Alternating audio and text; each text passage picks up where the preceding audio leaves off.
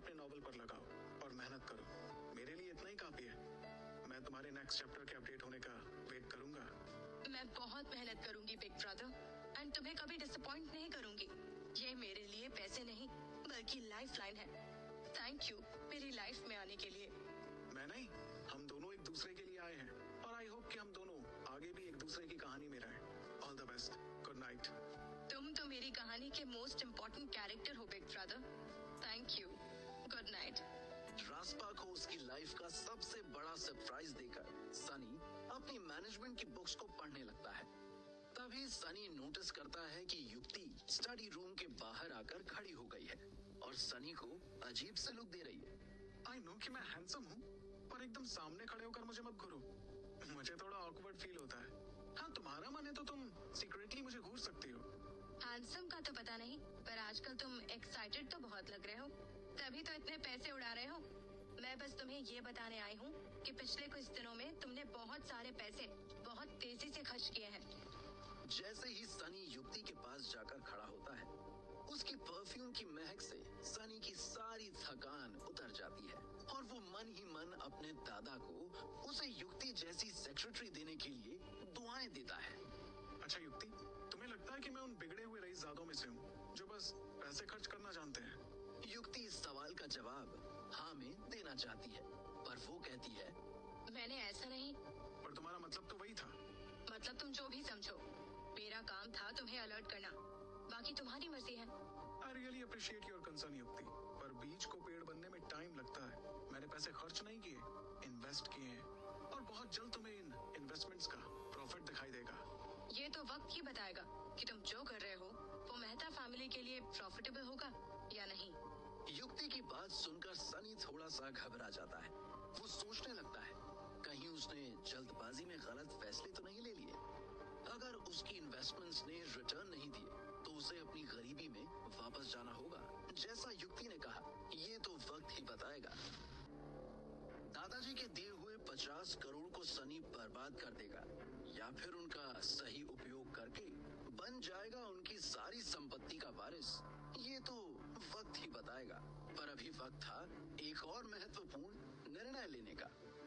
युक्ति, मैंने तुम्हें सन फूड टीवी कंपनी के बारे में पता करने के लिए कहा था, क्या हुआ उसका? मैंने पता किया है। सन फूड टीवी की हालत खराब है। उनकी व्यूअरशिप भी बहुत कम है और उनकी कैपिटल चेन भी टूट गई है। उनके पास फंडिंग का भी कोई सोर्स नहीं है, जिसके बिना वो ज्यादा दिनों तक सर्वाइव नहीं कर पाएंगे। If you don't mind, can I ask you a question? तुम सन फूड टीवी में इतना इंटरेस्ट क्यों ले रहे हो? क्योंकि मैं इसमें इन्वेस्ट करना चाहता हूँ। सन फूड में? आई डोंट थिंक कि सन फूड टीवी में इन्वेस्ट करने का ये सही समय है। मार्केट अनस्टेबल है और रिस्क भी बहुत ज्यादा है। रिस्क है, तभी तो प्रॉफिट बनाने के चांसेस भी हैं। मैंने बहुत अच्छे से स्टडी किया है। यही सही समय है सन फूड टीवी में इन्वेस्ट करने का। बट अभी बिजनेस सिर्फ बट से नहीं, गट्स से चलता है युक्ति। सन फूड के ओनर से कांटेक्ट करो और जितनी जल्दी हो सके उनके साथ मेरी मीटिंग फिक्स करो। ये समय निकल गया तो फिर नहीं आएगा। युक्ति समझ जाती है कि सनी उसकी बात नहीं सुनेगा। वो अपनी सेक्रेटरी होने की ड्यूटी निभाती है और सनी के स्टडी रूम से बाहर निकलकर कोने में जाकर चुपके से किसी को फोन करती है। हेलो, सनी फिर से बिना सोचे समझे इन्वेस्ट करने की प्लानिंग कर रहा है और वो किसी की भी सुनने को तैयार नहीं है। दूसरी तरफ से क्या कहा जा रहा है ये स्पष्ट नहीं होता, लेकिन युक्ति के चेहरे की चिंता और बढ़ जाती है। ठीक है, मैं देखती हूँ कि मैं क्या कर सकती हूँ। युक्ति वापस आती है और अगले ही दिन एक कॉफी शॉप में सन फूड टीवी के ओनर जयेश पटेल और सनी की मीटिंग फिक्स करती है। शाम के 7 बजे हैं। सनी युक्ति के साथ कॉफी शॉप में एंटर होता है और वहां जयेश पटेल को फॉर्मल कपड़ों और ग्लासेस में एक टेबल पर बैठा हुआ देखता है। जयेश की उम्र तकरीबन 40 के आसपास है और वो देखने में बहुत पढ़ा लिखा लग रहा है। सनी सीधे उसके पास जाकर अपना हाथ आगे बढ़ाते हुए उसे ग्रीट करता है। हेलो मिस्टर जयेश, मैं अविनाश मेहता हूँ। आप मुझे सनी कह सकते हैं। जयेश सनी की तरफ हैरानी से देखता है और उसके शब्द उसके मुंह में ही रह जाते हैं। उसने एक्सपेक्ट नहीं किया था कि वो जिस बिजनेस टाइकून से मिलने आया है वो एक 24-25 साल का लड़का होगा। जयेश फेक स्माइल के साथ सनी से हाथ मिलाता है। हाय सनी, मैं जयेश पटेल हूँ। जयेश भाई, आजकल कॉफी बड़ी महंगी हो गई है, इसलिए मैं सीधे मुद्दे की बात पर आता हूँ। मैं आपके सन फूड टीवी में इन्वेस्ट करना चाहता हूँ। सुनकर अच्छा लगा, लेकिन लाइव ब्रॉडकास्टिंग काफी ट्रिकी बिजनेस है। मुझे उम्मीद है कि तुमने अपनी रिसर्च कर ली होगी। जयेश देखना चाहता है कि सनी एक सीरियस इन्वेस्टर है या फिर किसी बड़े बाप की बिगड़ी हुई औलाद जिसके पास पैसे तो हैं पर दिमाग नहीं है। मैं जानता हूँ जयेश भाई कि ट्रिकी बिजनेस है, तभी तो मुझे करना है। लाइव ब्रॉडकास्टिंग में सबसे महत्वपूर्ण है कि आपकी स्ट्रीम पर ट्रैफिक कितना है और वो जनरेट करने के लिए आपके पास पैसे कितने हैं। बाकी का गेम डिपेंड करता है कि प्लेटफॉर्म टेक्निकली कितना साउंड है। प्लेटफॉर्म आपके पास है और पैसे मेरे पास। जयेश सनी की स्ट्रीमिंग की नॉलेज से इम्प्रेस होता है, पर उसे अब भी ये नहीं पता कि सनी के पास पैसे हैं भी या वो ब्लफ कर रहा है। अच्छा, मार्केट की रिसर्च और प्रिपरेशन तो अच्छी की है तुमने, पर सारी बात घूम फिर कर पैसों पर आ जाती है। उसके बिना तो सब बेकार की बातें ही हैं। डोंट वरी जयेश भाई, मैं भी यहाँ सिर्फ बातें करने नहीं आया। आज सनी का एटीट्यूड एकदम प्रोफेशनल बिजनेसमैन की तरह है। सनी युक्ति को इशारे से जयेश को अपनी इन्वेस्टमेंट का पोर्टफोलियो दिखाने को कहता है। युक्ति एक शार्प सेक्रेटरी की तरह फटाक से अपने आईपैड पर जयेश को ताज गार्डन्स और फूडी जंक्शन की डील के पेपर्स दिखाती है। ये मिस्टर मेहता के एसेट्स का सिर्फ एक छोटा हिस्सा है। सनी की इन्वेस्टमेंट्स पर नजर पड़ते ही जयेश का नजरिया सनी के लिए बदल जाता है। जयेश को पता है कि उसके चैनल की हालत ठीक नहीं है, कोई भी उसे फंडिंग देने को तैयार नहीं है। ऐसे समय पर सनी अगर उसके चैनल में इन्वेस्ट कर देगा तो वो अपने चैनल को बचा सकता है। और फिर जैसे ही वो खुद सनी के कप में कॉफी डालता है, सनी कहता है, मुझे उम्मीद है कि अब आपको तसल्ली हो गई होगी कि मैं सिर्फ बातें करने नहीं आया। चलिए जयेश भाई, अब नंबरों पर आ जाते हैं। मेरा ऑफर है 5 करोड़ 40% शेयर के बदले में। 5 करोड़ 20% शेयर्स। आपकी न मेरी 30%। 20% मेरा आखिरी ऑफर है। 30% के बदले में 5 करोड़ रुपए अच्छी डील है, और वो भी तब जब शेयर की वैल्यू मार्केट में तेजी से गिर रही है। बाकी आपकी मर्जी है जयेश भाई। सनी जाने के लिए खड़ा हो जाता है। युक्ति उसे फॉलो करती है। वेट, सनी और युक्ति रुककर जयेश की तरफ देखते हैं। जयेश जानता है कि सनी उसकी मजबूरी का फायदा उठा रहा है, पर इस समय जयेश के पास सन फूड को बचाने का और कोई रास्ता नहीं है। ठीक है, 30%। गुड लक जयेश भाई। मैं जानता हूँ कि इस समय सन फूड को फंडिंग की जरूरत है, इसलिए मैं 5 करोड़ इंस्टॉलमेंट्स में नहीं बल्कि एक साथ ही ट्रांसफर कर दूंगा, ताकि आप उन पैसों का सही से इस्तेमाल कर सकें। Thank you. तो पेपर साइन करें? शुभ काम में देरी कैसी? युक्ति अपने बैग में से पेपर्स निकालती है। सनी और जयेश वहीं पर पेपर साइन करते हैं और सनी जयेश के अकाउंट में उसी समय 5 करोड़ रुपए ट्रांसफर करवा देता है। जयेश सनी के एटीट्यूड से काफी इंप्रेस होता है। करोड़ों की डील सनी ने मिनटों में फाइनल कर दी। ऐसा लगता है कि सनी एक मिशन पर है जो उसे किसी भी हाल में पूरा करना है। कॉन्ट्रैक्ट साइन होते ही सनी चैनल के इंटरफेस और यूजर एक्सपीरियंसेस को लेकर कुछ सुझाव देता है जो जयेश को काफी पसंद आते हैं। आपको तो ऑडियंस फीडबैक के बारे में हमारी रिसर्च टीम से भी ज्यादा पता है। मैं जरूर आपके सुझावों पर ध्यान दूंगा। अभी वाइन तो नहीं है, कॉफी को ही वाइन समझकर टोस्ट कर लेते हैं। सनी और जयेश दोनों अपने अपने कॉफी कप हवा में उठाते हैं और क्लिक करते हुए कहते हैं, टू अ न्यू स्टार्ट। युक्ति हैरानी और एडमिरेशन भरी नजरों से सनी की तरफ देखती है। उसे बहुत टेंशन थी कि क्या सनी इस डील को फाइनल कर पाएगा या नहीं, लेकिन सनी ने बहुत मैच्योरली पूरी डील को हैंडल किया। क्या उसने पहले जो फोन कॉल किया था वो बहुत जल्दबाजी में किया था? जयेश के साथ कॉन्ट्रैक्ट साइन करने के बाद सनी और युक्ति कॉफी शॉप से बाहर निकलते हैं। सनी नोटिस करता है कि युक्ति उसे अजीब तरीके से देख रही है। अब क्या किया मैंने? वो जो मैंने एक्सपेक्ट नहीं किया था। तुमने डील को काफी अच्छे तरीके से हैंडल किया। Thank you. सनी को युक्ति के मुंह से अपनी तारीफ सुनकर अच्छा लगता है, पर अगले ही पल युक्ति सनी से उसकी थोड़ी देर की खुशी भी छीन लेती है। पर मुझे अभी भी लगता है कि ये डील बहुत रिस्की है। इसमें पैसा डूब भी सकता है। बस अब दोबारा ये मत बोलना। हमने अपना बहुत सारा पैसा इस डील में लगा दिया है। जो हो गया वो हो गया। अब आगे की सोचो कि कैसे सन फूड टीवी को एक प्रॉफिटेबल इन्वेस्टमेंट बनाना है। हाँ, अब इसके अलावा और कोई चारा भी नहीं है। राइट, अच्छी डील हुई है, इसे सेलिब्रेट करते हैं। चलो कहीं जाकर अच्छा सा डिनर करते हैं। ये ट्रीट मेरी तरफ से। जब सनी और युक्ति एक फैंसी रेस्टोरेंट में बैठकर खाना खा रहे हैं, तभी सनी को अलका का कॉल आता है। सनी हैरान परेशान होकर हाथ में पकड़े मोमो को जल्दी से प्लेट में वापस रख देता है और एक अच्छे बच्चे की तरह अलका का कॉल उठाता है। Yes Alka ma'am. सनी, पिछले 2 दिनों से तुम मेरी क्लास अटेंड क्यों नहीं कर रहे हो? सनी जल्दी से बहाना बनाते हुए कहता है, अलका मैम, वो मेरा स्टमक थोड़ा अपसेट हो गया था। ओह ठीक है, डॉक्टर को दिखाया तुमने? अचानक से अलका मैम का अपने लिए इतना कंसर्न देखकर सनी हैरान हो जाता है। यस जिसमें दिखाया ना, आई एम फाइन नाउ, मैं कल क्लास अटेंड करूंगा। ठीक है। सनी फोन टेबल पर रखकर चैन की सांस लेता है और नोटिस करता है कि युक्ति हाथ में चॉपस्टिक पकड़े ख्यालों में खोई हुई है। सनी उसकी आंखों के सामने 2-3 बार अपना हाथ हिलाते हुए पूछता है, युक्ति, कहाँ खोई हुई हो? एक झटके के साथ युक्ति अपने सेंस में वापस आती है। कुछ नहीं, ऐसे ही कुछ सोच रही थी। युक्ति टॉपिक को अवॉइड करते हुए सर नीचे करके चुपचाप खाना खाने लगती है। सनी क्यूरियसली युक्ति की तरफ देख रहा है। वो युक्ति की टांग खींचने के मूड में है। क्या हुआ, बॉयफ्रेंड के साथ झगड़ा हो गया क्या?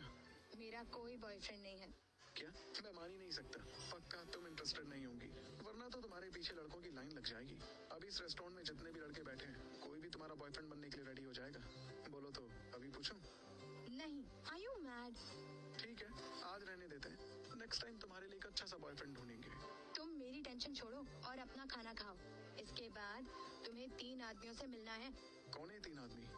अपने अपने स्टार्टअप के लिए फंडिंग ढूंढ रहे हैं। उन्होंने ही मुझे अप्रोच किया था। मैंने उन्हें घर पर बुलाया है। फूड चैनल में तो इन्वेस्ट कर लिया। इन लोगों के आइडियाज भी सुन लो, क्या पता कुछ पसंद आ जाए।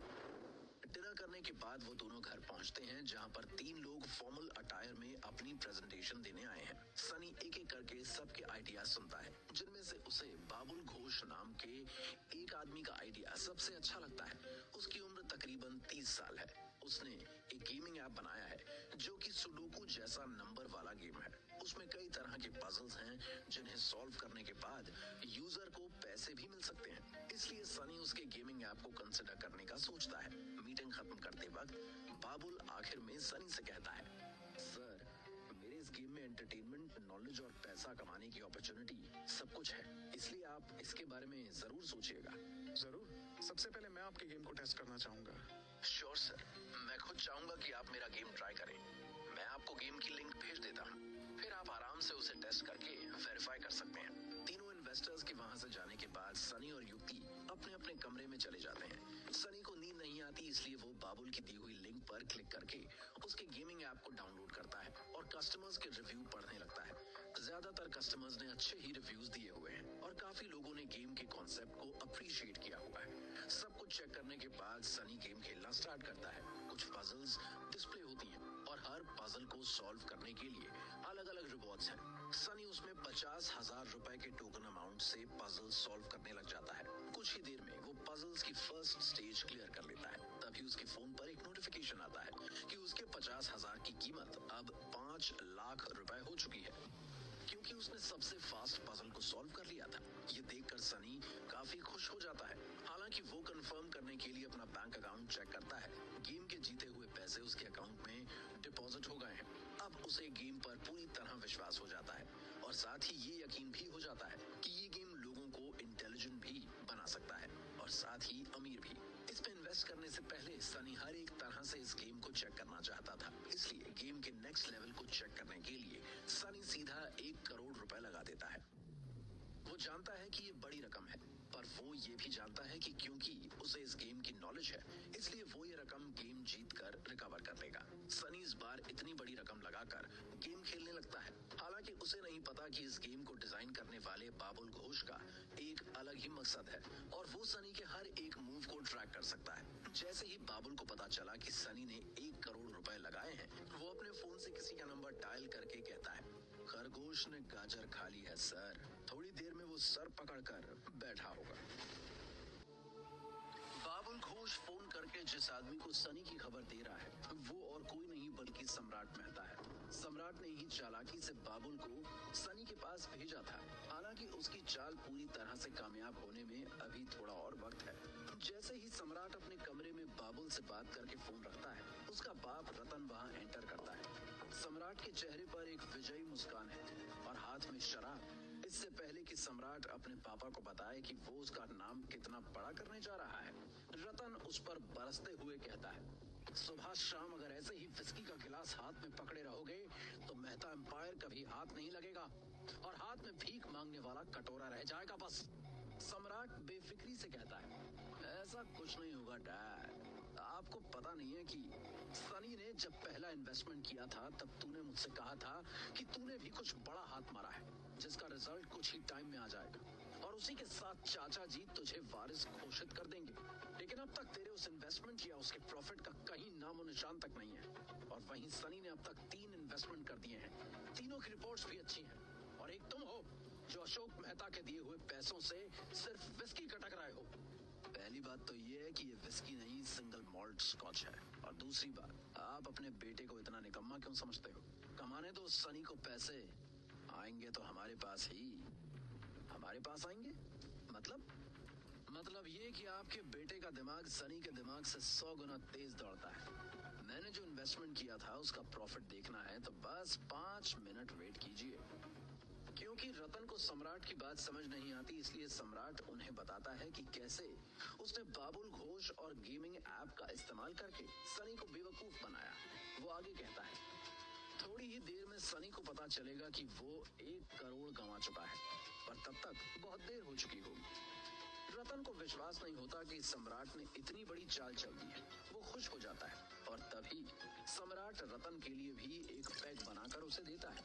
रतन सम्राट के हाथ से गिलास लेते हुए कहता है, वैसे ये तो एक बार का हुआ, सिर्फ 1 करोड़ से हमारा क्या होगा?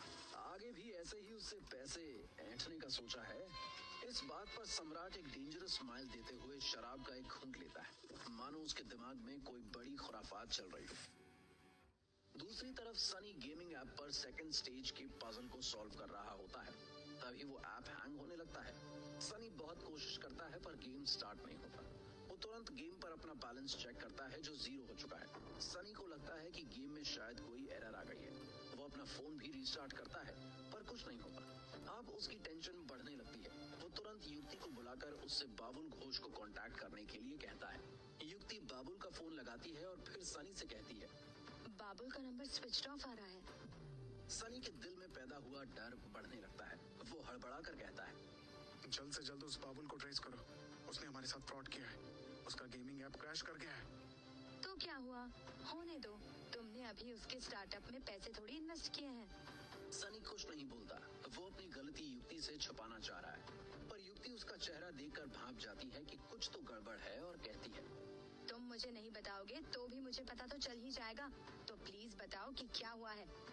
सनी के पास अब कोई चारा नहीं बचता और वो युक्ति को सब सच बता देता है। युक्ति की आंखें बड़ी और दिल छोटा हो जाता है। वो कहती है, ये क्या किया तुमने? गेम को परखने के लिए 1 करोड़ रुपए कौन लगाता है? बहुत बड़ी गलती हो गई है मुझसे।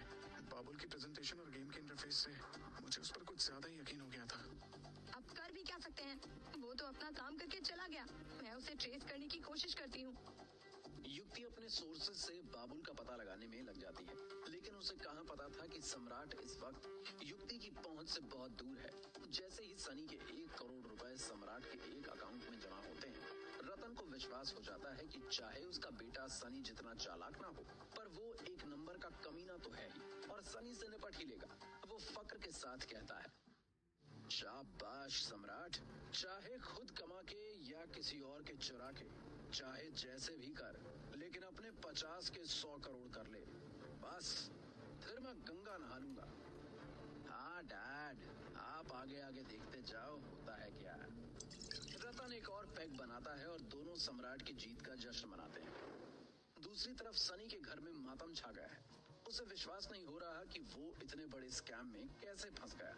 युक्ति भी बहुत गिल्टी फील कर रही है क्योंकि बाबुल उसके जरिए ही सनी तक पहुंचा था और अब वो उसे ढूंढ नहीं पा रही है। 1 करोड़ सनी के लिए बहुत बड़ी रकम है और उसने कुछ ही मिनटों में वो रकम गंवा दी। युक्ति उसे दिलासा देते हुए कहती है, अब जो हो गया उसे हम बदल तो नहीं सकते, पर आगे से ऐसा ना हो इस बात का ख्याल रखना होगा। मुझे विश्वास है कि तुमने जितने भी पैसे गंवाए हैं उससे कहीं ज्यादा कमा लोगे। युक्ति ऐसे मुश्किल वक्त में सनी को हिम्मत देती है और फिर उससे आराम करने के लिए कहकर अपने रूम में चली जाती है। पूरी रात सनी को नींद नहीं आती। अगली सुबह सनी एक डिसीजन के साथ उठता है। पिछले दिन उसने जो 1 करोड़ गंवाए वो दादाजी की मेहनत के पैसे थे। वो तय करता है कि अब वो 50 के 100 करोड़ नहीं बल्कि 101 करोड़ बनाएगा। फ्रेश होकर वो कंप्यूटर मार्केट की तरफ कदम बढ़ाता है। उसे एक अच्छे कंप्यूटर की जरूरत है जिससे वो अपना सारा काम कर सके। कंप्यूटर मार्केट बहुत बड़ा है जिसे 2 पार्ट्स में डिवाइड किया गया है, विंग ए और विंग बी। विंग ए में सारे हाई एंड कंप्यूटर्स मिलते हैं और बी विंग में सस्ती रेंज वाले। थोड़ी देर विंग बी में घूमने के बाद सनी विंग ए में जाता है जहां सबसे सस्ता कंप्यूटर भी कम से कम 1 लाख का है। सनी काफी देर तक विंग ए में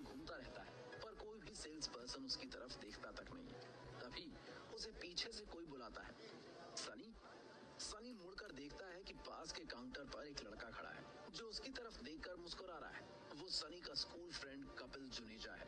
उसके बगल में हैवी मेकअप के साथ साक्षा खड़ी है। साक्षा और कपिल को साथ में देखकर सनी तुरंत पास्ट में ट्रांसपोर्ट हो जाता है, जो कि सनी के लिए एक बुरे सपने जैसा है। साक्षा और सनी स्कूल में बॉयफ्रेंड गर्लफ्रेंड थे, पर ये रिश्ता बस 6 महीने ही चल पाया, क्योंकि उसके बाद कपिल ने स्कूल में अपनी बाइक पर एंट्री मारी। तभी साक्षा ने तय कर लिया कि अब वो सनी के साथ पैदल नहीं चलेगी, बल्कि अमीर कपिल की बाइक पर बैठेगी। कॉलेज के बाद उन दोनों ने शादी भी कर ली। फिलहाल कपिल सनी का मजाक उड़ाते हुए कहता है, अबे गरीब, तू बिल्कुल भी नहीं बदला, वही शक्ल, वही सिंपल कपड़े। सुना है तू किसी रेस्टोरेंट में बेटागिरी करता है। सनी कपिल को अभी अपनी असलियत नहीं बताना चाहता, इसलिए कहता है, हाँ, सही सुना है तूने। अरे काम की जरूरत थी तो मेरे पास आता ना, यहाँ रख लेता तुझे और कुछ पैसे तेरे मुंह पर मार देता। पता है, ये मेरी खुद की दुकान है। कितने का गल्ला है महीने का, कुछ आइडिया है? कितने का? 3 से 4 लाख तो एवरेज है। फेस्टिव सीजन में 5 लाख महीना भी कमा लेता हूँ। तुझे देखकर लग रहा है कि तू 10-15 हजार से ज्यादा कमा नहीं पाता होगा। अच्छा हुआ कि साक्षा ने तुझे सही टाइम पर छोड़ दिया, नहीं तो ये भी आज तेरे साथ टेबल साफ कर रही होती। उसके पास खड़ी साक्षा कपिल का हाथ अपने हाथ में लेकर कहती है, अच्छा हुआ मुझे स्कूल में इतनी अकल आ गई थी कि कौन मेरे लिए ठीक है। सनी कुछ रिएक्ट नहीं करता। तभी कपिल पूछता है, तू यहाँ क्या करने आया है? कंप्यूटर लेने, अपने लिए। जो कंप्यूटर तू अफोर्ड कर पाएगा ना, वो यहाँ नहीं, बी विंग में मिलते हैं। यहाँ बेकार में दूसरों का टाइम वेस्ट मत कर। सनी का कपिल और साक्षा पर अपना कीमती टाइम वेस्ट करने का कोई इरादा नहीं था, पर अब बात औकात की आ गई थी, तो सनी ने भी सोचा, चलो आज इन्हें अपनी और इनकी दोनों की औकात दिखा ही दूं। वो एटीट्यूड के साथ कहता है, देख, टाइम तो मेरे पास भी नहीं है, इसलिए अच्छी कॉन्फ़िगरेशन का ब्रांडेड कंप्यूटर लेना है। पता है ना ब्रांडेड कंप्यूटर कितने का आता है? देख, ये वाला कंप्यूटर 1.5 लाख रुपए का है। इतने पैसे हैं तेरी जेब में? जेब भी है पैंट में या वो भी नहीं है? फिर से कपिल अपनी ही बात पर हंसने लगता है और साक्षा फिर से उसके सपोर्ट में हंसती है। सनी उसकी आंखों में आंखें डालकर कहता है, ये ब्रांड और कॉन्फ़िगरेशन दोनों ही मुझे पसंद नहीं है। इससे बेहतर कुछ है तो दिखाओ।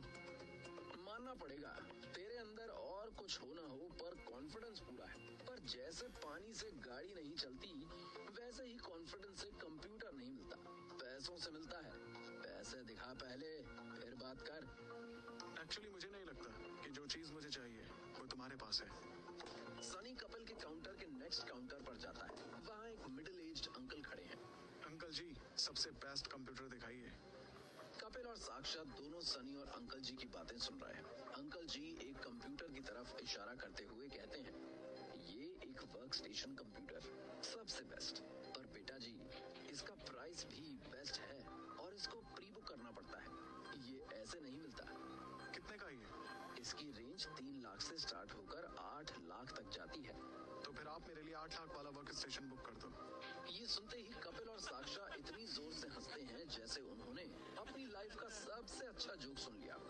बड़ी मुश्किल से कपिल हंसी रोक के चिल्लाकर सनी से कहता है, ओ फटीचर, पता है ना 8 लाख में कितने जीरो होते हैं? सनी कपिल की तरफ देखकर मुस्कुराते हुए जेब से अपना डेबिट कार्ड निकालकर अंकल के हाथ में रख देता है। कपिल और साक्षा की तरह अंकल को भी विश्वास तो नहीं है कि सनी के डेबिट कार्ड में इतना बड़ा अमाउंट होगा, पर वो फिर भी मशीन में कार्ड स्वाइप करते हैं और जैसे ही ट्रांजैक्शन अप्रूव होती है, उनकी आंखों में चमक आ जाती है और वो कहते हैं, मेरे अकाउंट में 8 लाख जमा हो गए, ये लीजिए अपना कार्ड सर। अचानक से अंकल की टोन में सनी के लिए इज्जत आ जाती है। कपिल और साक्षा के पैरों तले जमीन खिसक गई है। दोनों के चेहरे ऐसे लाल हो गए थे जैसे दोनों को किसी ने जोर से तमाचा मारा हो। अंकल का तो दिन बन गया है। आज तक उन्होंने इतना महंगा कंप्यूटर कभी नहीं बेचा। सनी उनसे पूछता है, ये कंप्यूटर कब तक मिल जाएगा अंकल जी? मैक्सिमम 3 दिन में सर। ठीक है, मैं 3 दिन बाद आता हूँ। ये कहकर सनी कपिल और साक्षा के काउंटर के सामने से गुजरता है। जाते जाते वो एक पल के लिए रुककर साक्षा की तरफ देख के स्माइल करके चला जाता है। उसकी एक स्माइल में इतना कुछ था जो कि कपिल और साक्षा को उनकी औकात दिखाने के लिए काफी था। सनी कंप्यूटर बाजार से सीधा कोचिंग सेंटर पहुंचता है। इससे पहले कि वो क्लास में एंटर करे, उसे विकी का फोन आता है।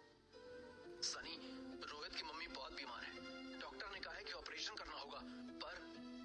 पर क्या विक्की? पर ऑपरेशन के लिए जितने पैसे चाहिए उतने उसके पास नहीं है। मैंने रोहित से बोला कि वो तुझसे पैसे उधार ले ले, पर उसने कहा नहीं यार रहने दे।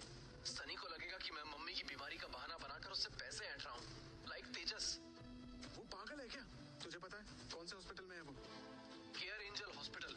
सनी फोन रखकर हॉस्पिटल की तरफ तेजी से निकलने लगता है। तभी अलका उसे रोकते हुए कहती है, रुको सनी। सनी मुड़कर देखता है कि अलका मैम उसे गुस्से से देख रही हैं। वो उसके पास आकर कहती है, मैंने एक बार तुम्हारी क्लास में तारीफ क्या कर दी, तुम तो सर पर चढ़ गए।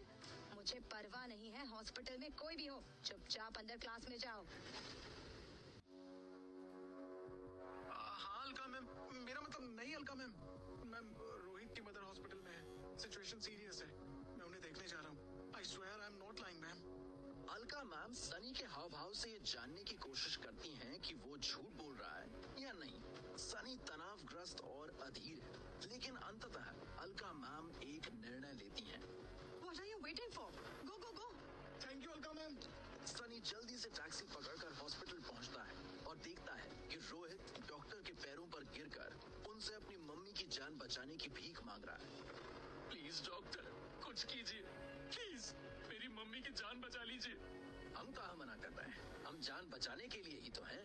पर अकेला डॉक्टर कुछ नहीं कर सकता ना, इक्विपमेंट मशीनरी सब चाहिए होता है। तुम्हारी मम्मी के हार्ट में मेजर ब्लॉकेज है, इमीडिएटली स्टेंट डालना होगा, और भी बहुत कॉम्प्लिकेशंस हैं।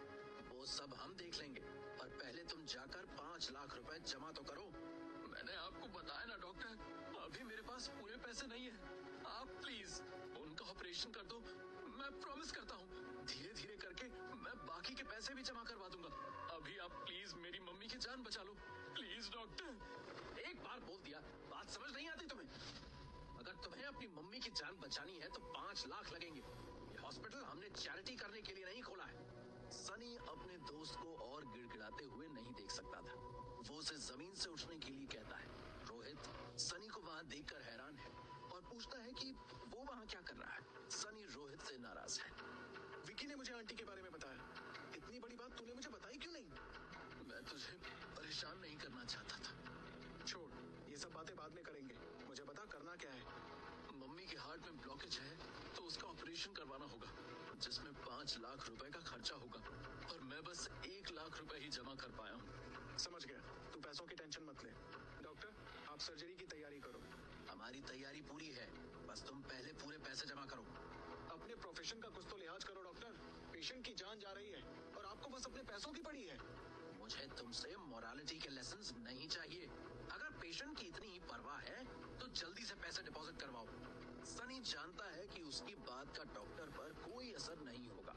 सनी अपने गरीबी के दिनों में ऐसे हालातों से निपट चुका है। वो और समय बर्बाद नहीं करना चाहता और सीधा बिलिंग काउंटर पर पैसे देने के लिए जाता है।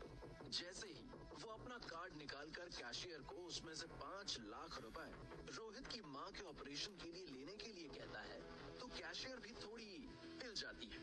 उसने कभी इतनी छोटी उम्र के लड़के को इतना बड़ा अमाउंट स्वाइप कराते हुए नहीं देखा है। वो सनी की तरफ देख रही है। क्या हुआ? कार्ड स्वाइप कीजिए जल्दी। हाँ हाँ। जैसे ही वो कार्ड स्वाइप करती है वो अपनी सीट पर जम जाती है। डॉक्टर जो सनी के पीछे पीछे ये देखने आया था कि सनी पेमेंट कर पाता है या नहीं, कैशियर से पूछता है, क्या हुआ, इसके कार्ड में पैसे नहीं है? फुल पेमेंट हो गया है सर। ये सुनते ही डॉक्टर ही बीमार हो जाता है और उसे खांसी आने लगती है। सर्जरी कर पाओगे या आपके लिए भी डॉक्टर बुलाऊं? अब तो डॉक्टर को सनी की व्यंग्यात्मक टिप्पणी भी खांसी के मीठे सिरप जैसी लगती है। नहीं नहीं सर, मैं बिल्कुल ठीक हूँ, मैं सर्जरी की तैयारी करता हूँ। ध्यान रहे डॉक्टर, शुरू से लेकर आखिर तक सर्जरी में कोई प्रॉब्लम नहीं होनी चाहिए। डॉक्टर सनी की चेतावनी को समझ जाता है और ऑपरेशन थिएटर की तरफ भागता है। रोहित सनी के पैरों में गिर जाता है। Thank you Sunny, thank you भाई, मेरी मम्मी की जान बचाने के लिए। सनी उसे उठाकर अपने गले से लगाता है। पागल है क्या भाई तू? थैंक यू क्यों बोल रहा है? मैं तो आज पहली बार तेरे किसी काम आ पाया हूँ। तूने तो बहुत बार मेरी मदद की है। हम दोस्त नहीं भाई हैं। और वो भाई क्या जो भाई के काम ना आए। और सुन, चाहे कुछ भी हो जाए, जब तक तेरा भाई जिंदा है तू कभी भी किसी के भी सामने घुटनों पर मत आना, समझा? चल अब रोना बंद कर। रोहित की आंखों से आंसू बहते जा रहे हैं। आज की तारीख में सनी के लिए 5 लाख रुपए चाहे कुछ भी ना हो, पर रोहित के लिए तो ये उसकी मम्मी की जान की कीमत थी, जो सनी ने दी है। भाई, खरीद लिया आज तूने मुझे, पता नहीं कैसे, पर मैं तेरे ये पैसे धीरे धीरे लौटा दूंगा। बेकार की बातें छोड़ और मुझे पहले आंटी से मिला। रोहित अपने आंसू पोंछता है और सनी को अपनी मम्मी के वार्ड में लेकर जाता है। रोहित की मम्मी बीमारी की वजह से बहुत कमजोर हो गई हैं। उनके चेहरे का रंग उड़ा हुआ है और वो चुपचाप बिस्तर पर लेटी हुई हैं। अपनी पूरी जिंदगी उन्होंने अपनी फैमिली की लाइफ बनाने में लगा दी, और जब उनका आराम से जीने का वक्त आया तो उन्हें ये बीमारी हो गई। रोहित अपनी मम्मी के कान के पास जाकर धीरे से उन्हें आवाज लगाता है, मम्मी, पैसों का इंतजाम हो गया है, थोड़ी देर में आपकी सर्जरी शुरू हो जाएगी, आपको कुछ नहीं होगा। इंतजाम हो गया? कहाँ से लाया तू इतने सारे पैसे? कहीं तूने मेरी जान बचाने के लिए कुछ गलत काम तो नहीं किया ना?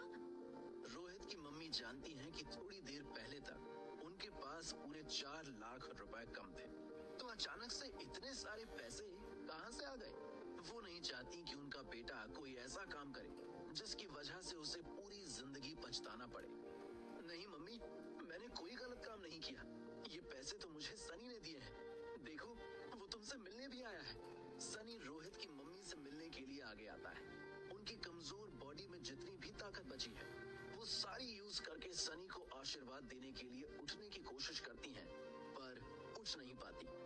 आप लेटी रहिए आंटी, प्लीज आप आराम कीजिए। सनी रोहित की मम्मी को आराम से उनके बिस्तर पर लिटा देता है। वो अपने कांपते हुए हाथों से सनी का हाथ पकड़कर कहती हैं, बेटा, मुसीबत के समय पर लोगों की मदद के लिए भगवान खुद नहीं आता, वो अपने बंदों को भेजता है जो भगवान से कम नहीं होते। तुम हमारे लिए वही हो। अगर ऐसा है तो आपका भी बेटा किसी भगवान से कम नहीं है, उसने तो मेरी बहुत बार मदद की है। आज के समय में सच्चे दोस्त हर किसी को नहीं मिलते। तुम दोनों हमेशा एक दूसरे का साथ देना। इस बात की टेंशन आप बिल्कुल मत लो, हम एक दूसरे का साथ कभी नहीं छोड़ेंगे। इनफैक्ट आप किसी भी चीज की टेंशन मत लो और आराम करो, मैं आपसे आपकी सर्जरी के बाद मिलने आऊंगा। ये कहकर सनी रोहित के साथ वार्ड से बाहर आ जाता है।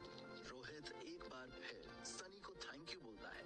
सनी रोहित से कहता है कि अगर उसे किसी भी चीज की जरूरत पड़े तो वो सनी को कॉल करे। ये कहकर सनी अस्पताल से निकल जाता है। रोहित सनी को जाते हुए ऐसे देख रहा है जैसे वो कोई बच्चा है और सनी एक सांता क्लॉज है जो रोहित की विश पूरी करके वापस जा रहा है। बाहर निकलकर सनी एक टैक्सी से अपने रेस्टोरेंट ताज गार्डन्स पहुंचता है। रेस्टोरेंट में जाकर सनी नोटिस करता है कि रेस्टोरेंट कस्टमर से भरा हुआ है। जितने लोग खाना खा रहे हैं उतने ही लोग टेबल मिलने का इंतजार कर रहे हैं। सारे वेटर्स अपना अपना काम अच्छे से कर रहे हैं और लोग सर्विस और खाने से खुश लग रहे हैं। ये देखकर सनी ऊपर वाले का शुक्र मानता है कि उसका ताज गार्डन्स को खरीदने का निर्णय एकदम सही साबित हुआ। अब वो दिन दूर नहीं जब सनी इस रेस्टोरेंट की एक और ब्रांच खोलेगा। जब वो एक कोने में खड़ा होकर ये सब नोटिस कर रहा है, तभी लॉबी मैनेजर उसे देख लेता है और उसके पास आता है। बॉस, आप कब आए? बस अभी थोड़ी देर पहले। आप आने से पहले बता देते तो हम आपके लिए स्पेशल अरेंजमेंट्स कर देते। मुझे स्पेशल ट्रीटमेंट की कोई जरूरत नहीं है, कस्टमर्स को स्पेशल फील होना चाहिए बस। जी सर। कैसा चल रहा है बिजनेस? काफी अच्छा चल रहा है सर। आप देख ही सकते हो कि सारे टेबल्स ऑक्यूपाइड हैं। काफी सारे लोग वेटिंग में भी हैं। मैं आपको आज का टर्नओवर दिखाता हूँ। मैनेजर जल्दी से जाकर बिल बुक लाता है और जैसे एक गर्वित पिता अपने बच्चे की रिपोर्ट कार्ड लोगों को दिखाता है, ठीक वैसे ही मैनेजर बिल बुक सनी को दिखाता है। सनी रेस्टोरेंट की अर्निंग से काफी संतुष्ट है और वो मैनेजर को कॉम्प्लीमेंट देता है। Well done. वीकेंड्स पर ही नहीं बल्कि वीकडेज में भी अच्छा टर्नओवर है अपना। Very good. ये सब आपकी लीडरशिप का कमाल है सर। मैंने कुछ नहीं किया, ये कमाल पूरी टीम ने मिलकर किया है। इस महीने के अंत में मैं सारे स्टाफ को प्रॉफिट में से हिस्सा दूंगा। Thank you so much boss. Sunny को धन्यवाद बोलने के बाद मैनेजर सभी वेटर्स को ये खुशखबरी देता है। सारा स्टाफ सनी के इस फैसले से बहुत खुश है और उसके लिए तालियां बजाता है और एक एक करके सब सनी को धन्यवाद बोलते हैं। ये सब आपकी मेहनत की वजह से हुआ है। आप जितनी मेहनत करेंगे मैं आप लोगों को उतना ही रिवॉर्ड दूंगा। मेरी पॉलिसी क्लियर है, हैप्पी टीम ही एक हैप्पी रेस्टोरेंट चला सकती है और कस्टमर्स को हैप्पी रख सकती है। तो आप लोग अपनी हैप्पीनेस के लिए ऐसे ही मन लगाकर काम करते रहिए। चलिए अब आप काम पर लग जाइए। स्टाफ अपने अपने काम पर लग जाता है और सनी फिर से एक बार मैनेजर पर फोकस करता है। अच्छी बातें तो हो गई, पर तुम्हारे हिसाब से हमारे रेस्टोरेंट में क्या क्या कमियां हैं? कमियां? बॉस, मुझे नहीं लगता कि हमारे रेस्टोरेंट में कोई भी कमी है। आसपास के 10 किलोमीटर के रेडियस में हमारे जैसा और कोई रेस्टोरेंट नहीं है। Ambience, cleanliness, staff, food, service, हर मामले में हम परफेक्ट हैं बॉस। एक कमी है। ऐसी क्या कमी है रेस्टोरेंट में जो मैनेजर को नहीं दिखी और सनी को दिख गई? अचानक सनी गुस्से में आ जाता है। तुम्हें क्या लगता है मुझे समझ नहीं आता? बाकी चीजें तो ठीक है, पर हमारे स्टाफ का एटीट्यूड सातवें आसमान पर क्यों है? जिसे देखो एक अलग ही घमंड के साथ घूम रहा है। मुझे ये बिल्कुल पसंद नहीं है। पहले तो सबको सिखाओ कि पोलाइट कैसे रहना है, और दूसरी बात, चाहे कितना भी प्रेशर हो, हमारे खाने की क्वालिटी कभी नहीं गिरनी चाहिए, नहीं तो मैं यहाँ सबकी विकेट गिरा दूंगा। समझे तुम? जी सर। ये कहकर सनी रेस्टोरेंट से चला जाता है। मैनेजर को समझ नहीं आता कि अचानक से उसके बॉस को इतना गुस्सा क्यों आ गया, पर वो सनी की बात को गंभीरता से लेकर सभी वेटर्स को डांटते हुए कहता है कि वो सब ज्यादा एटीट्यूड के साथ काम ना करें और विनम्र रहें, और खाने की क्वालिटी के लिए शेफ को और सावधान रहने के लिए कहता है। वास्तव में ना तो स्टाफ के एटीट्यूड में कोई प्रॉब्लम थी और ना ही खाने में। ये सब सनी ने इसलिए किया क्योंकि वो नहीं चाहता था कि तारीफ और बोनस के बाद सारा स्टाफ लीनियंट हो जाए। इसलिए उसने गुड कॉप बनने के बाद बैड कॉप का रोल भी प्ले किया।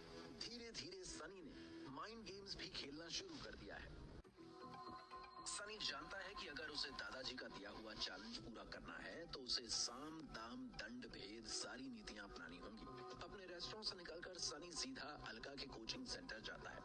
अब तक सनी की सारे स्टूडेंट से अच्छी पहचान हो गई है। इनफैक्ट सारे स्टूडेंट्स सनी की स्मार्टनेस और उसके स्टेटस के बारे में जान चुके हैं। उनमें से एक स्टूडेंट कहता है, सनी, हम सब सोच रहे थे कि क्यों ना एक पार्टी ऑर्गेनाइज करें ताकि हम सब लोग बाहर भी मिल पाए और एक दूसरे को अच्छे से जान पाएं। आइडिया तो सही है, चलो कहाँ करनी है पार्टी? ये कहकर जैसे ही सनी बाकी स्टूडेंट्स की तरफ देखता है, उसे उनमें से कुछ उदास नजर आ रहे हैं। पहला स्टूडेंट सनी को बताता है कि उन्होंने पार्टी के लिए जो जगह डिसाइड की है वहाँ पर हेड खर्च कम से कम 2000 आएगा, जो कुछ स्टूडेंट्स अफोर्ड नहीं कर सकते, और वो लोग पार्टी ना अटेंड करने का कुछ ना कुछ बहाना बना रहे हैं। सनी समझ जाता है कि अमीर स्टूडेंट्स के लिए तो 2000 कुछ भी नहीं है, पर गरीब स्टूडेंट्स के लिए 2000 मतलब पूरे महीने के खाने के पैसे, जो वो किसी भी कीमत पर एक रात में खर्च नहीं कर सकते। पर ये बात करण कहाँ समझने वाला था। वो तो उन स्टूडेंट्स का मजाक बनाने लगता है। अबे तुम लोग बहाने क्यों बना रहे हो? सीधे सीधे बोलो ना कि जेब में पैसे नहीं है, कंगले कहीं के। जिन स्टूडेंट्स के पास पैसे हैं वो करण की बात सुनकर हंसने लगते हैं और गरीब स्टूडेंट्स का और भी मजाक बनाते हैं। देखते ही देखते क्लास में 2 ग्रुप्स बन जाते हैं, अमीर बच्चे वर्सेस गरीब बच्चे, और बहस शुरू हो जाती है। अब सनी से ये बर्दाश्त नहीं होता और वो चिल्ला कर कहता है, चुप। सनी की आवाज सुनते ही सारे स्टूडेंट्स उसकी तरफ देखते हैं। अब क्लास में पिन ड्रॉप साइलेंस है। इस पार्टी में पूरी क्लास जाएगी और पार्टी मेरी तरफ से, तो किसी को भी पैसे देने की जरूरत नहीं है। ये सुनकर सारे स्टूडेंट सनी के लिए चीयर करते हैं। सनी चाहता है कि जिन लोगों के पास पैसे नहीं हैं, वो भी इस पार्टी में आए, इसलिए वो उनके पैसे देना चाहता है और वो करण को ये दिखाना चाहता है कि पैसा ही सब कुछ नहीं होता, आदमी का दिल बड़ा होना चाहिए। स्टूडेंट्स को सनी के लिए चीयर करता देख करण पॉपकॉर्न की तरह अंदर ही अंदर फट रहा है। पैसे क्या आ गए, इस कंगले के पास कुछ ज्यादा ही शो ऑफ कर रहा है। करण की ये बात क्लास की लड़कियों को बिल्कुल अच्छी नहीं लगती। एक लड़की कहती है, पैसा तो तुम्हारे पास भी है करण, तुम दे दो सबके पैसे और ले चलो सबको पार्टी में। ये सुनते ही करण हड़बड़ा जाता है और बड़बड़ाने लगता है, मैं हाँ, पर मैं क्यों? तुम नहीं दोगे करण, इसलिए नहीं कि तुम्हारे पास पैसे नहीं है, बल्कि इसलिए क्योंकि तुम्हारे पास सनी जितना बड़ा दिल नहीं है। ये सुनकर करण लाल पीला हो जाता है, पर उसके पास इस बात का कोई जवाब नहीं होता। सनी अपनी घड़ी में टाइम देखकर कहता है, चलो लेट हो रहा है। सनी सभी स्टूडेंट्स को लेकर पार्टी हाउस पहुंचता है और सीधे मैनेजर के पास जाकर कहता है, हेलो, हम लगभग 30 लोग हैं, मुझे हमारे लिए एक पूरा सेक्शन चाहिए। ये जो भी खाएंगे पिएंगे उसका बिल मैं दूंगा। सनी अपनी जेब से अपना डेबिट कार्ड निकालकर मैनेजर को दे देता है। मैनेजर सनी का ऑरा महसूस कर सकता है। सनी ने चाहे बाकी स्टूडेंट्स की तरह ब्रांडेड कपड़े ना पहने हो, पर उसकी आवाज और एटीट्यूड में सबसे ज्यादा कॉन्फिडेंस दिख रहा है। वेटर्स टेबल्स रेडी करते हैं। सारे स्टूडेंट्स, खासकर लड़कियां, सिर्फ सनी के बारे में ही बात कर रही हैं। सनी अपनी फ्रूट वाइन का गिलास लेकर बालकनी में जाकर खड़ा हो जाता है और वहां से पूरे शहर की तरफ देखकर सोचता है। लोग सही कहते हैं, ऊपर वाला जब भी देता है छप्पर फाड़ के देता है। कुछ दिन पहले तक पाव और पानी से गुजारा चल रहा था और आज मैं पूरी क्लास को पार्टी दे रहा हूँ। वो लोग जो मेरी तरफ देखते भी नहीं थे, अब बस मेरी ही बातें कर रहे हैं। अगर जिंदगी एक गेम है तो पैसा लाइफ लाइन है। अब जब तक ये गेम चलेगा तब तक मैं अपनी लाइफ लाइन जाने नहीं दूंगा, चाहे फिर उसके लिए मुझे कितनी भी मेहनत क्यों ना करनी पड़े।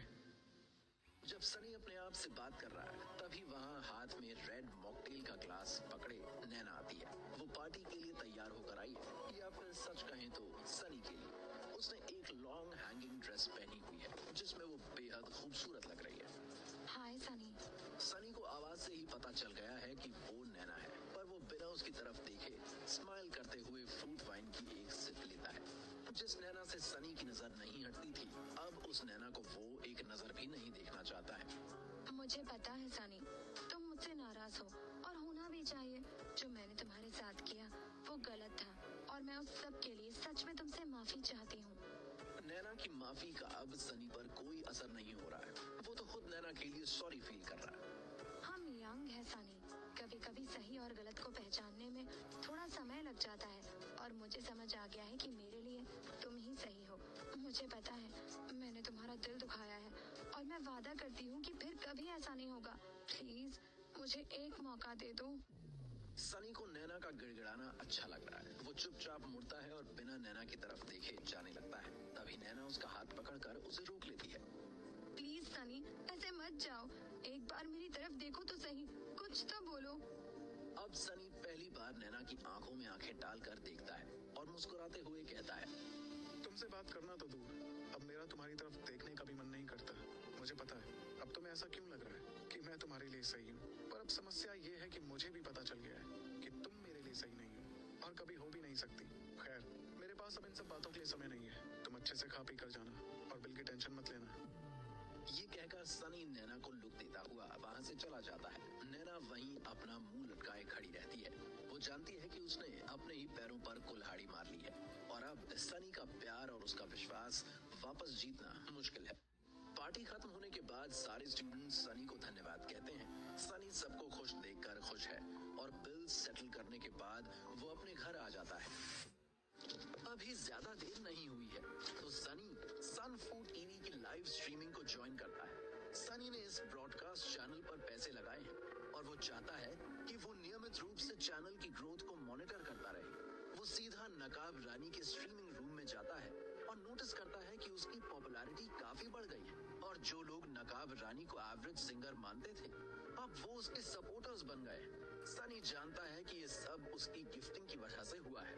उसकी गिफ्टिंग की वजह से बहुत सारे लोगों ने नकाब रानी की स्ट्रीमिंग को ज्वाइन किया। सनी को देखते ही नकाब रानी उसे अच्छे से ग्रीट करती है और स्पेशली उसके लिए एक गाना गाती है। सनी को स्पेशल ट्रीटमेंट मिलते देख बाकी सारे लोगों के दिल जलन से सुलगने लगते हैं। सनी उसी समय नकाब रानी को 1,00,000 रुपए कॉइन गिफ्ट करता है। ये देखते ही कुछ लोग अपनी जलन के ऊपर ठंडा पानी डाल देते हैं, क्योंकि उन्हें पता चल गया है कि सनी कोई छोटा मोटा आदमी नहीं है और वो नकाब रानी से स्पेशल ट्रीटमेंट डिजर्व करता है। पर कुछ लोगों की ईगो हर्ट हो जाती है और जितना बड़ा आदमी उतनी बड़ी ईगो। सनी की गिफ्टिंग के बाद एक और बड़ा बिजनेसमैन नकाब रानी को 1,50,000 रुपए गिफ्ट करता है। ये देखकर लोग समझ जाते हैं कि अब यहाँ कुछ बड़ा होने वाला है, क्योंकि अब शायद शेर को 1.25 शेर मिल गया है। सनी ये देखकर खुश है कि किसी ने उससे ज्यादा पैसे गिफ्ट किए हैं। आखिरकार ये सारा पैसा उसकी ही कंपनी में जा रहा है। सनी चाहता है कि ये गेम थोड़ी देर और चले, इसलिए इस बार वो 3,00,000 रुपए की गिफ्टिंग करता है। अब लोग इंतजार कर रहे हैं कि सामने से क्या जवाब आएगा। सामने वाला भी कम नहीं है और 4,00,000 की गिफ्टिंग करता है। सनी अगली बॉल पर 6 मारकर बॉल स्टेडियम के पार पहुंचा देता है।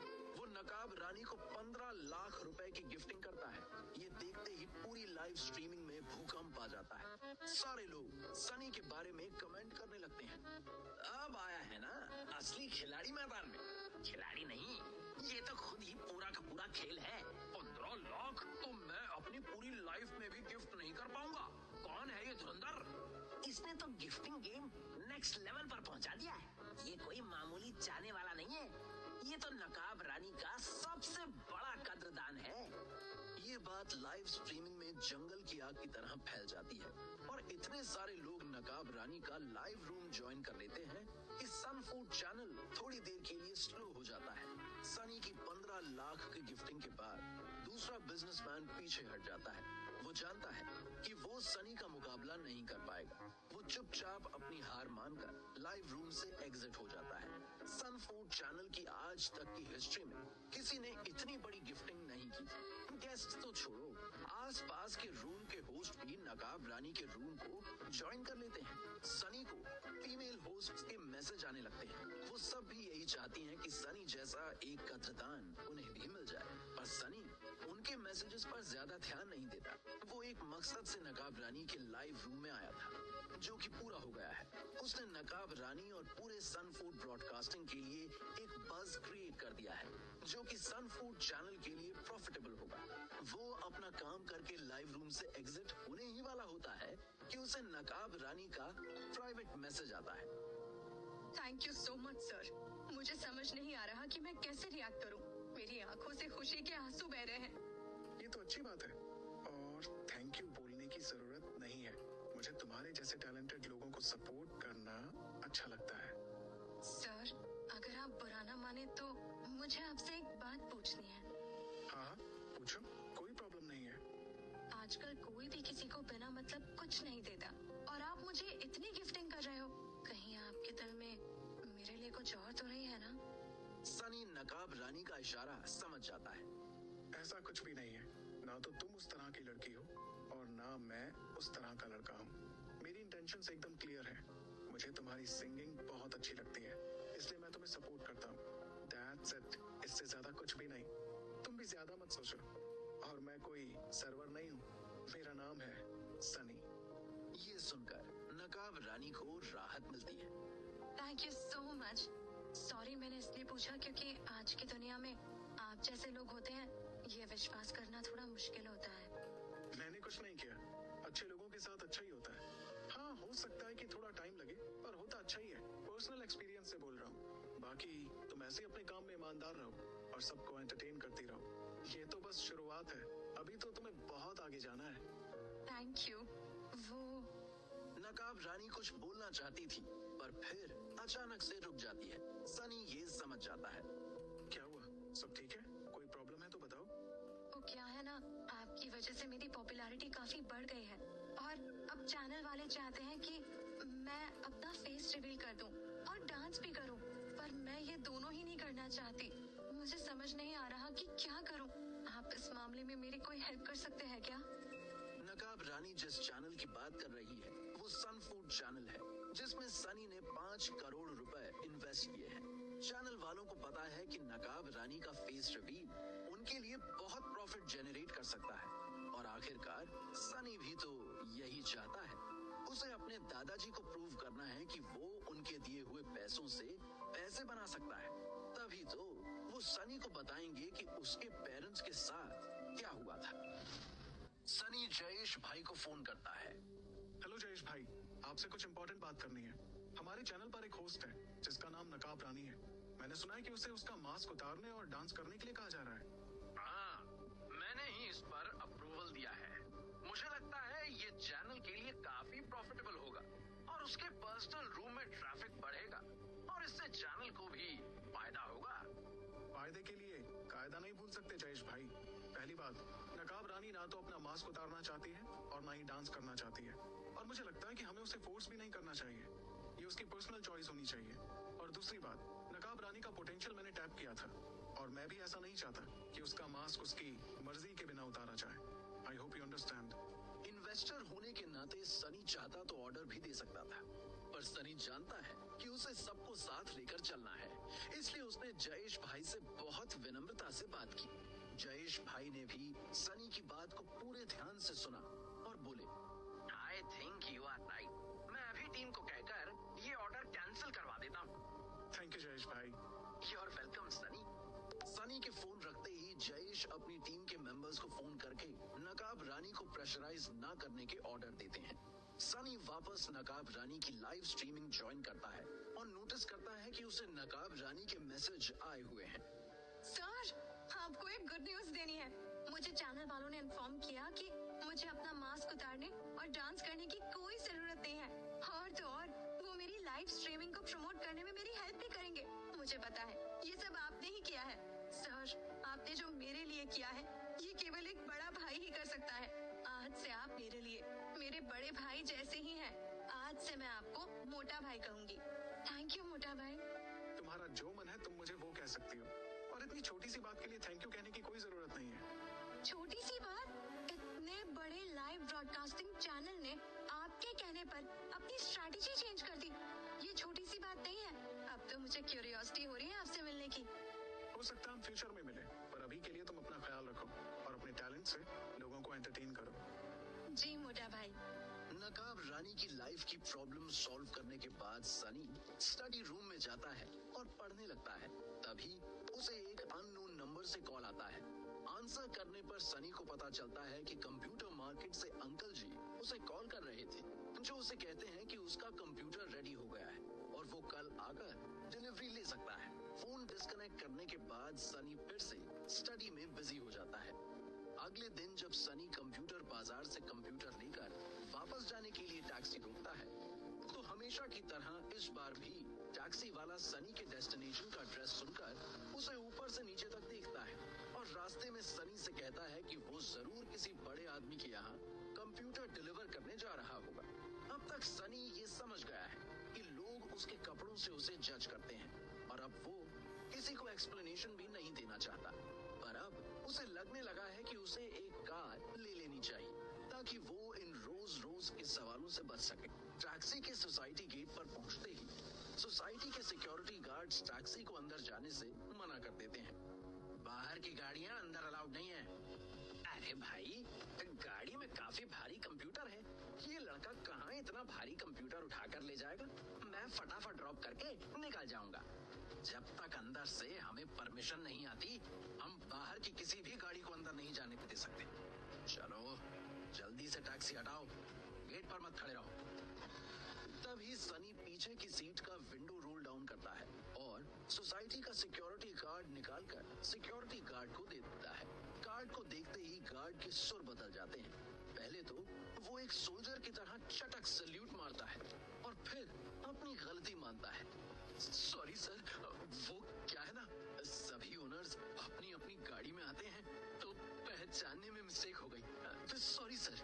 कोई बात नहीं, चलो भैया ले चलो गाड़ी अंदर। टैक्सी ड्राइवर ये सोचकर सुन्न हो गया है कि जिसे वो अभी तक एक मामूली सा डिलीवरी बॉय समझ रहा था, वो शहर की सबसे महंगी सोसाइटी में रहने वाले रईस लोगों में से एक है। सनी फिर से उसे चलने को कहता है और वो अपने सेंस में वापस आता है और सोसाइटी में एंटर करता है। आगे से लेफ्ट वाला घर। जैसे ही टैक्सी ड्राइवर की नजर सनी के आलीशान विला पर पड़ती है, उसकी आंखें फटी की फटी रह जाती हैं। वो फटाफट टैक्सी से उतरकर कंप्यूटर उतारने में सनी की हेल्प करता है और जल्दी से एक पर्ची पर अपना नंबर लिखकर सनी को देते हुए कहता है, ये मेरा नंबर है सेठ, कभी भी कहीं भी जाना हो मुझे कॉल करना, मैं आपको लेने आ जाऊंगा। Okay, thank you. Taxi driver के जाते ही सनी का कार लेने का ख्याल निर्णय में बदल जाता है और वो कंप्यूटर को घर में सेट करके गाड़ी लेने के लिए एक लग्जरी कार ब्रांड के शोरूम में जाता है। वहाँ किसी को विश्वास नहीं होता कि सनी जैसा सिंपल दिखने वाला लड़का एक लग्जरी कार ले सकता है, पर सनी शोरूम की सबसे महंगी गाड़ी खरीदकर सबको इस बात का एहसास करा देता है कि किसी भी आदमी की औकात उसके कपड़ों और उसकी सादगी को देखकर नहीं लगानी चाहिए। कार लेने के बाद सनी को भी इस बात का एहसास होता है कि अब उसे ड्राइविंग लाइसेंस चाहिए होगा, जिसके लिए वो इंटरनेट पर एक ड्राइविंग स्कूल में अपने आप को एनरोल कर लेता है और 3 दिन बाद वहाँ ड्राइविंग लाइसेंस लेने के लिए जाता है। पर जैसे ही सनी वहाँ पहुँचता है, उसकी मुलाकात नेहा से हो जाती है। वो भी वहाँ ड्राइविंग लाइसेंस लेने के लिए आई है। तुम यहाँ क्या कर रही हो? रेस्टोरेंट के लिए सब्जियां लेने आई हूँ और तुम यहाँ क्या कर रहे हो? सनी नेहा का व्यंग्यपूर्ण ह्यूमर समझ जाता है और मुस्कुराते हुए कहता है, मैं भी स्वीट पोटैटोज लेने आया था। मुझे स्वीट पोटैटोज बहुत पसंद है। दोनों इस बात पर हंसने लगते हैं। सनी और नेहा के बीच में दोस्तों जैसी केमिस्ट्री है, जो हमेशा एक दूसरे की टांग खींचना पसंद करते हैं। What a coincidence! हम दोनों ने एक ही ड्राइविंग स्कूल ज्वाइन किया है। डोंट माइंड, तुम्हें तो बहुत पहले ही ज्वाइन कर लेना चाहिए था।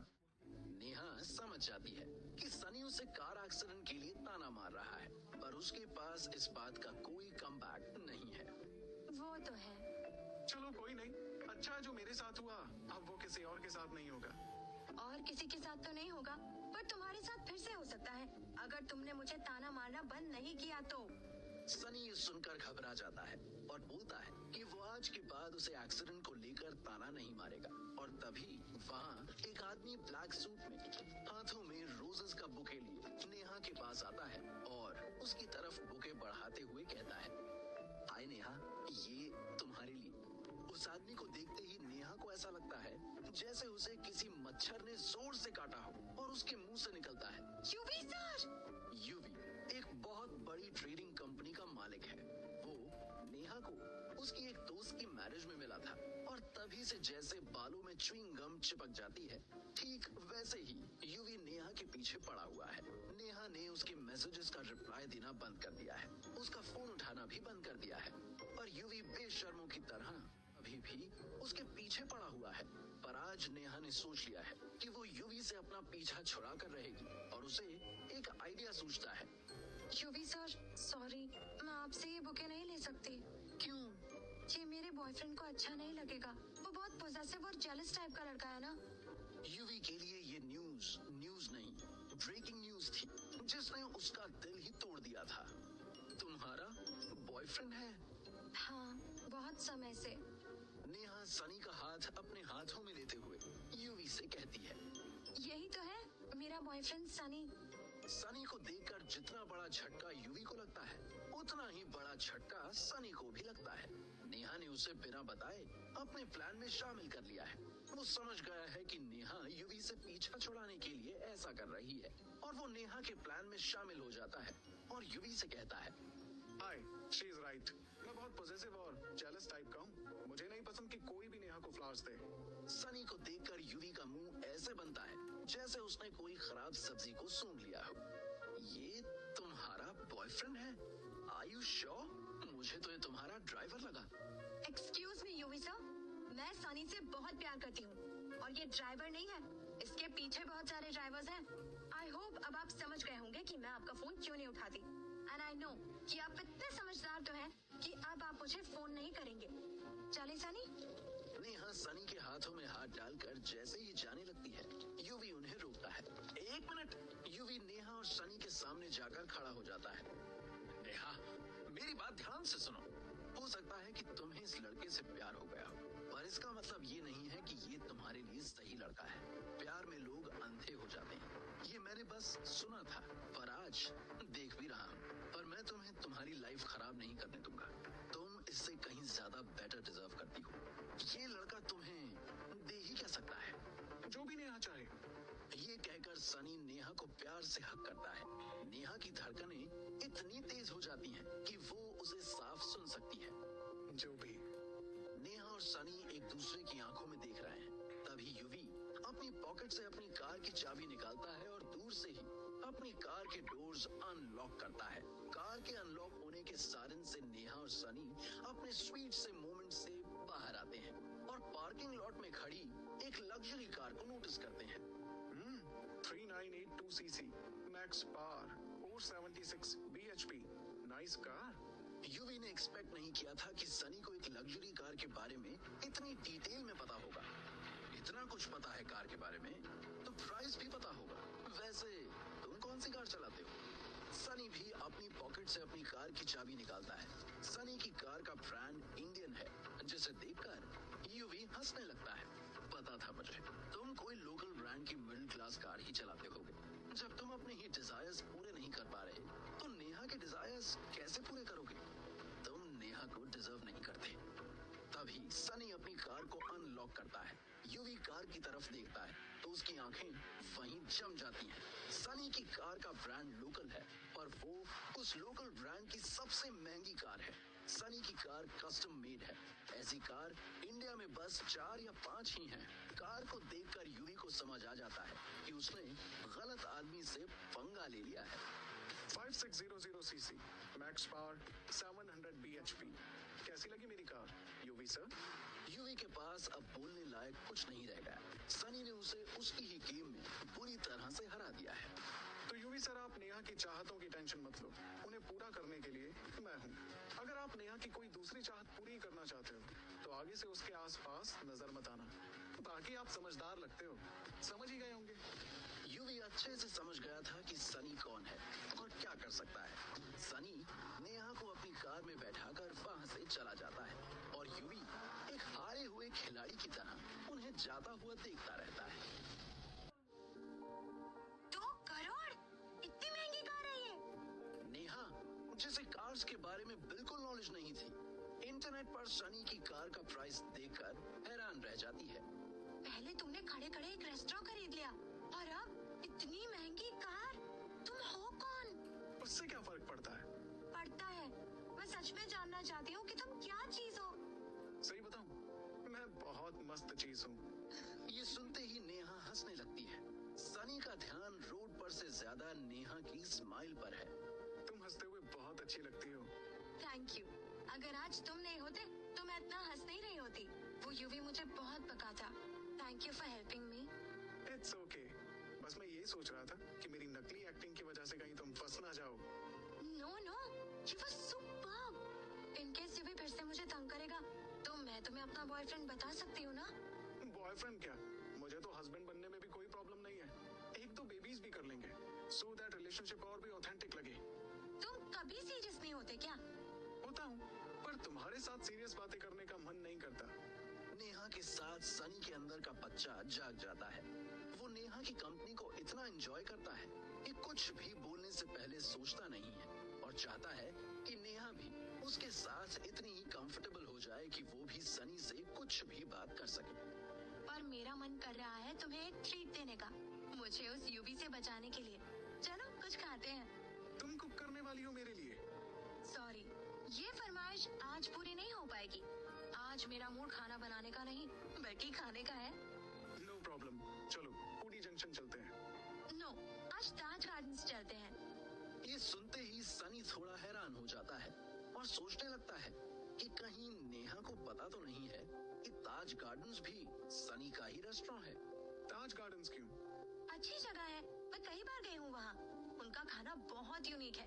चलो आज कुछ नया खिलाती हूँ तुम्हें। तुम भी याद रखोगे कि नेहा ने क्या खाना खिलाया था। ये कहकर नेहा आराम से सीट पर पीछे होकर बैठ जाती है और सनी मुस्कुराता हुआ गाड़ी चला रहा है। थोड़ी देर में वो ताज गार्डन्स पहुंच जाते हैं। अभी लंच का समय नहीं हुआ है तो ज्यादा भीड़ नहीं है, पर आसपास के रेस्टोरेंट से तो ज्यादा ही भीड़ है ताज गार्डन्स में। जैसे ही सनी नेहा के साथ रेस्टोरेंट के मेन डोर पर पहुंचता है, मैनेजर निखिल सनी को नोटिस करता है और वेटर्स के साथ उसे ग्रीट करने के लिए भागकर उसके पास आ जाता है। Hello boss, please come. What? ये सुनकर नेहा हैरान हो जाती है। उसे समझ नहीं आता कि मैनेजर उसे बॉस क्यों बोल रहा है। नेहा मैनेजर को करेक्ट करती है। बॉस, लगता है आप मुझे कोई और समझ रहे हैं। I am not your boss. No ma'am, मैं आपसे नहीं कह रहा, हमारे बॉस तो आपके साथ खड़े हैं। नेहा स्लो मोशन में सनी की तरफ देखती है, जो उसकी तरफ देखकर हल्का सा मुस्कुरा रहा है और फिर मैनेजर की तरफ देखकर पूछती है, ये तो तुम कह रहे हो कि ये तुम्हारा बॉस है? यस मैम, यही तो है हमारे बॉस। ओह गॉड। नेहा की हालत ऐसी है जैसे उसने अपने सामने कोई धूमकेतु गिरता हुआ देख लिया हो। उसे समझ नहीं आ रहा कि वो रोए या हंसे। इसका मतलब ये रेस्टोरेंट भी तुम्हारा है? हाँ, तुम्हारी तरह मुझे भी यहाँ का खाना बहुत अच्छा लगा। यहाँ का एम्बियंस और स्टाफ भी अच्छा था, तो मैंने इसे खरीद लिया। नेहा जब ये सोच रही है कि उसे इस बात पर कैसे रिएक्ट करना है, मैनेजर निखिल उससे कहता है, वेलकम बॉस लेडी। नेहा को ये सुनकर अंदर ही अंदर तो अच्छा लगता है, पर वो ऊपर से ऐसे रिएक्ट करती है जैसे उसे ये बात अच्छी नहीं लगी। Stop speaking nonsense. I'm not your lady boss. Sorry ma'am, वो क्या है ना, आज तक सर किसी भी लड़की को अपने साथ नहीं लाए, आपको लाए हैं तो मुझे लगा। ये बात सुनकर नेहा को खुशी होती है और वो सनी की तरफ प्यार से देखते हुए कहती है। अच्छा, ऐसा है क्या? इस बार सनी ब्लश करने लगता है और टॉपिक को डाइवर्ट करने की कोशिश करता है। ऐसा कुछ भी नहीं है निखिल, नेहा बस मेरी दोस्त है। चलो अब कुछ अच्छा सा खिलाओ मैम को। Yes boss, please take a seat, मैं आप लोगों के लिए मेन्यू भेजता हूँ। सनी और नेहा कॉर्नर की टेबल पर बैठ जाते हैं और खाना ऑर्डर करने के बाद जैसे ही वो आपस में बात करना शुरू करते हैं, नेहा कुछ ऐसा नोटिस करती है जिसे देखकर उसके चेहरे की खुशी एकदम से डर में तब्दील हो जाती है। ये हमें फॉलो कर रहा था क्या? सनी नेहा की नजरों को फॉलो करता है और देखता है कि यूवी रेस्टोरेंट में एंटर कर रहा है। सनी भी उसे देखकर थोड़ा तो हिल जाता है। ये तो जितना सोचा था उससे कई ज्यादा बेशर्म निकला।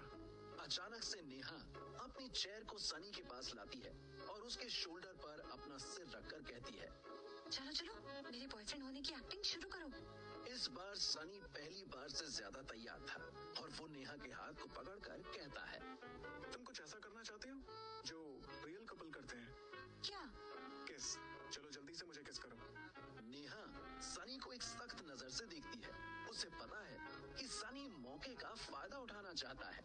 गो टू हेल, ज्यादा स्मार्ट मत बनो, सोचना भी मत। नेहा नोटिस करती है कि यूवी उनकी टेबल तक पहुंच गया है। नेहा यूवी को एक फेक स्माइल देते हुए पूछती है, यूवी सर, आप यहाँ भी? मैं तुम्हें बचाने आया हूँ नेहा। मुझे पूरा विश्वास है कि ये लड़का तुम्हें बेवकूफ बना रहा है। वो कार इसकी हो ही नहीं सकती। इसने पक्का वो कहीं से रेंट पर ली है ताकि ये तुम्हारे जैसी खूबसूरत और मासूम लड़कियों को झांसा दे सके। आपको मेरी फिक्र करने की जरूरत नहीं है। मैं अपना अच्छा बुरा समझती हूँ। आप प्लीज अपने काम से काम रखिए।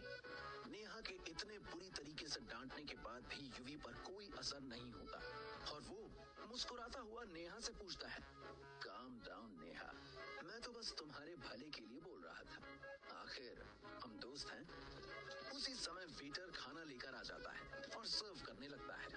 अब खाना आ ही गया है तो मैं भी तुम लोगों के साथ एक मील एंजॉय कर लेता हूँ। फिर पता नहीं कब मुलाकात होगी। इससे पहले कि नेहा कुछ भी रिएक्ट करे, यूवी बेशर्मों की तरह सनी और नेहा के बिना बोले उन्हें ज्वाइन कर लेता है। नेहा गुस्से में खाना स्टार्ट करती है। वो जल्दी से जल्दी खाना खाकर वहाँ से जाना चाहती है। सनी यूवी को देखकर सोच रहा है कि यूवी जैसे लोग बातों के नहीं लातों के भूत हैं और उसी भाषा में उसे समझाना होगा। यूवी सनी को पूरी तरह अवॉइड करता हुआ नेहा से पूछता है, नेहा तुम्हें यहाँ का खाना पसंद है ना? यस। ठीक है तो फिर आज से ये रेस्टोरेंट तुम्हारा।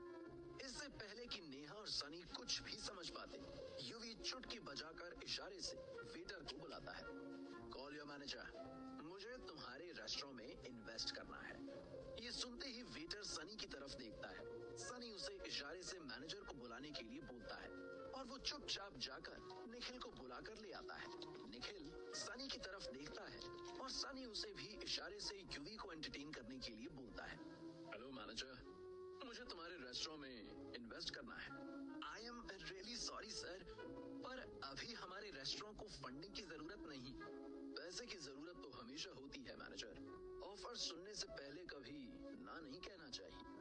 यूवी बहुत एटीट्यूड के साथ अपना कार्ड निकालकर टेबल पर रखता है। मैं 2 करोड़ रुपए देने के लिए तैयार हूँ, 30% शेयर के बदले में। अब बोलो। ये ऑफर देकर यूवी भी प्रूव कर देता है कि वो नेहा को इतनी आसानी से छोड़ने वाला नहीं है। वो नेहा के लिए किसी भी हद तक जा सकता है। सर, फ्रैंकली स्पीकिंग, ये डिसीजन लेने की अथॉरिटी मेरे पास नहीं है। आपको हमारे बॉस से बात करनी होगी। तो तुम अभी तक मेरा टाइम वेस्ट क्यों कर रहे थे? जाओ उन्हें बुला कर लाओ। बोलो उनकी किस्मत का ताला खोलने के लिए एक जादूगर आया है। Sure sir. निखिल चुपचाप जाकर सनी के पीछे खड़ा हो जाता है और सनी की तरफ इशारा करते हुए कहता है, मुझे कहीं जाने की जरूरत नहीं है सर। हमारे बॉस और इस रेस्टोरेंट के ओनर यहीं बैठे हैं। ये सुनते ही यूवी की हार्ट बीट एक बीट स्किप कर देती है। एक ही दिन में उसके साथ ये दूसरी बार हो रहा है। उसके कानों में निखिल की आवाज गूंज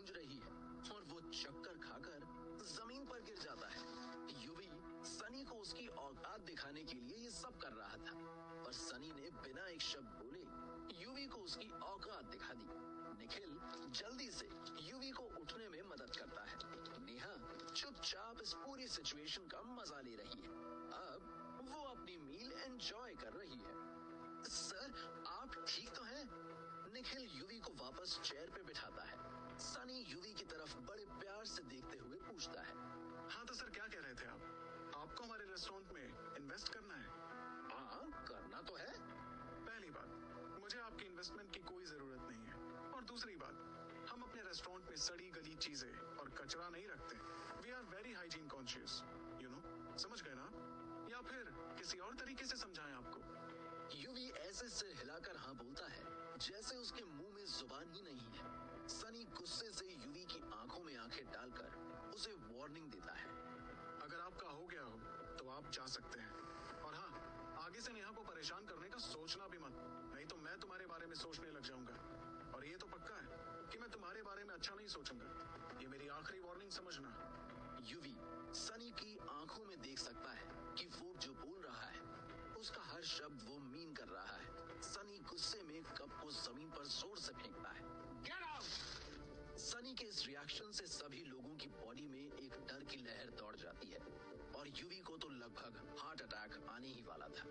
यूवी चुपचाप अपना कार्ड अपनी जेब में डालकर भीगी बिल्ली की तरह वहां से चला जाता है।